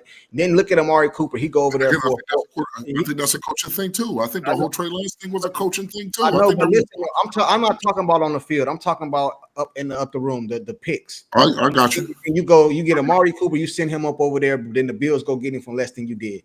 Debo over here go for a 5th. You go get Mingo for a 4th. It's like, I think they just I don't know, bro. They I think Dallas is who you call if you're trying to swindle somebody, man. And Jerry Jones will go for it, bro. It just history shows us that. Like this Jerry Jones right here is not the Jerry Jones of the 90s, the old Jerry Jones, bro. He would take leaps, bro. He always say, I gamble. I gamble. I got my business gambled. I got the Cowboys. I gamble. I put all my money in the cow. I gamble. This dude don't gamble on nothing, bro. Nothing. He take the little the you know what I mean, and he always got these. Yes, Mingo is still under contract. We picked up his contract. He is still on his rookie contract, so he has another. After last year, I think he has another 3 years on his rookie contract. So we have him until 2027. We have him up until 2027. So yes, Mingo is under contract, which means utilize him as if he is your ex-receiver, because that's exactly what he is. 6'3", 220. That's an ex-receiver, wouldn't you say? I would probably keep him on all the receivers we got. No, Him and like Flournoy. Yeah. Him and Flournoy. Yeah, I They're think, both. and he's young. He's young What I like about those two is they literally, I think, looking at it, they mirror each other. They like if they were standing side by side and they had no name and they just had helmets with visors on, you wouldn't be able to tell which one was which. They mirror each other. They're both literally the same size as far as stature and width. You know what I'm saying? They're both really big dudes. Did Flournoy need a little bit more time to learn? Yeah. Again, I think that was a coaching botch. Like a lot of the stuff that, just like the Rico Dowdle thing with the Zeke Elliott and this one and that one, that was a botched coaching job. They were playing around with running back so much they forgot about who they actually had. And then when they finally decided to give it to Rico, Rico showed them what you missed out on for the first 8 games. I don't know if that was a botched coaching situation. Why am I hearing myself? Hello? Mm-hmm. All right. I don't know if that was a botched coaching situation as it was more of Jerry sticking his nose into it. Jerry trying to get Zeke Elliott on the field as opposed to going with I get that. I agree with that. Because, yeah, I agree with that. Which handicapped you. That handicapped you. Mm-hmm. Like, doing it that way handicapped you. Let's do this, bro. Let's get ready to. It's been like 2 hours and 30 minutes, but let's go ahead and wrap it up. I gotta go clean my second set of labs anyway. So let's go clean it up. So let's do like a sum it all up, bro. You know what I'm saying? They opened up some. They restructured CeeDee. I give them an A for that. You restructured CeeDee, A. You know what I'm saying? You signed Osa for less than market value. I think he could have got on the open market. 25. A. You know what I'm saying? You go reconstruct Dak to bring up more money. A. You know what I'm saying? You feel me? So what are you going to do with this money is the next thing for me. You know what I mean? I would sign Micah. If you're not going to sign him, trade him, whatever. I'm not saying trading, but I'm saying if he's not in your future, don't be waiting around, bros. Get him done now. You know what I'm saying? That's, you know what I mean? Don't be waiting and all that. You know what I'm saying? And then go up off in this draft, 2 skill positions, bro. I mean, 2 skill in the first 2 rounds. That's my opinion. In the first 2 rounds, I ain't no D tackles, no offensive linemen, none of that. You know what I'm saying? In the first 2 rounds. And an attack free agency, bro. That's what I would do if I was a Cowboys organization, bro. And that's how I sum it up, bro. Yeah, really. All right. Let me sum this up real quick. All right. So as you said, you get an A+ for aggressiveness for Dak and CeeDee, Osa, making sure that we don't have to worry about a guard at least until the draft. I appreciate that. It would be nice if you could show just a little bit more selective aggression when it comes to the room. You know what I'm saying? Oh, wait a minute. Selective aggression. Defensively, as Angry and I were discussing, playing free agency. Like I'm of the mindset, sign 1, draft 2. That's the mindset I'm in. Sign 1, draft 2. You got 10 draft picks. Make it work. You know what I'm saying? All in all, I just want this team to be better. I'm not expecting a Super Bowl or greatness or any of that. I'm just expecting to be entertained, and I'm expecting to see my guys play harder than they did last year without injury. Okay, let's keep that in mind. They were injured last year, but let's see what happens without injury. And with that being said, man, I enjoyed being here with y'all. As always, Angry, my guy. We missed one thing. And Angry said this the other day. I forgot about this. We didn't talk about this today. They put a tender on Turpin. Turpin, yeah. Now, what that means, if Angry was saying it right, what that means is if a team matches or gives him more, then we'll pick up their second round pick. Yeah, whether it be for this year is unknown. But if it isn't for this year, then it would definitely be for next year. Yeah, Angry said that. I forgot. I wanted to mention that when we was on live, but that's all I want to say. But we still do, even with that tender, we still do have an opportunity to match. Okay. So if another team comes in with more, say, all right, look, we'll give you 7. We have the opportunity to match. But they won't. You know They won't. But go ahead, Angry. Go ahead, Angry. You never know. But with that being said, man, I appreciate y'all. I appreciate y'all having me. It's always a pleasure. Angry, go ahead and wrap up for us. Hey, you at work? Yeah. I ain't never talked to you at home. Every time we at work. Once. Oh, once? Okay. My bad. What up, Angry? Jeez, y'all some long-winded motherfuckers, boy. I'm trying to get in. I can't get in edgewise. Like, I'm just, so I'm like chilling. But guys, thank you. Thank each and every one of y'all who's come on here, who's blessed us with your knowledge and information on the game. We truly appreciate the trolls in the chat who are Eagles fans as well as Cowboys fans. Boy, do we. But it's been real. But we got to end it here because I got to get something to eat, y'all. Thank you. If you're not following Sports Junkie, please follow Sports Junkie over on this platform, Sports Junkie. Got the Angry Cowboys fan right here. You can follow if you're not subscribed to the channels. And go over to the Facts Over Feelings YouTube channel and subscribe there as well. What'd you say, Mike? I said, this is Hoodie Kush here. Basement Boys will be out 2026, 2027 season. Yo, don't worry. I'll be around. Basement Boys. Yes, sir. All right. Look for that 26, 27, y'all. But thank you guys. Gentlemen. All right, my man. We out of here. You know we gotta give facts over feeling. Angry Cowboys fan and Sports Junkie straight chilling. If you want that raw and uncut with them Cowboys facts, put your comment in the chat, cause you know we'll talk back. Leave the hating at the door and just chill with the vibe. And if you with it, hit the like button and subscribe. If facts over feeling, this is how it's designed. So buckle up, everybody, and enjoy the ride.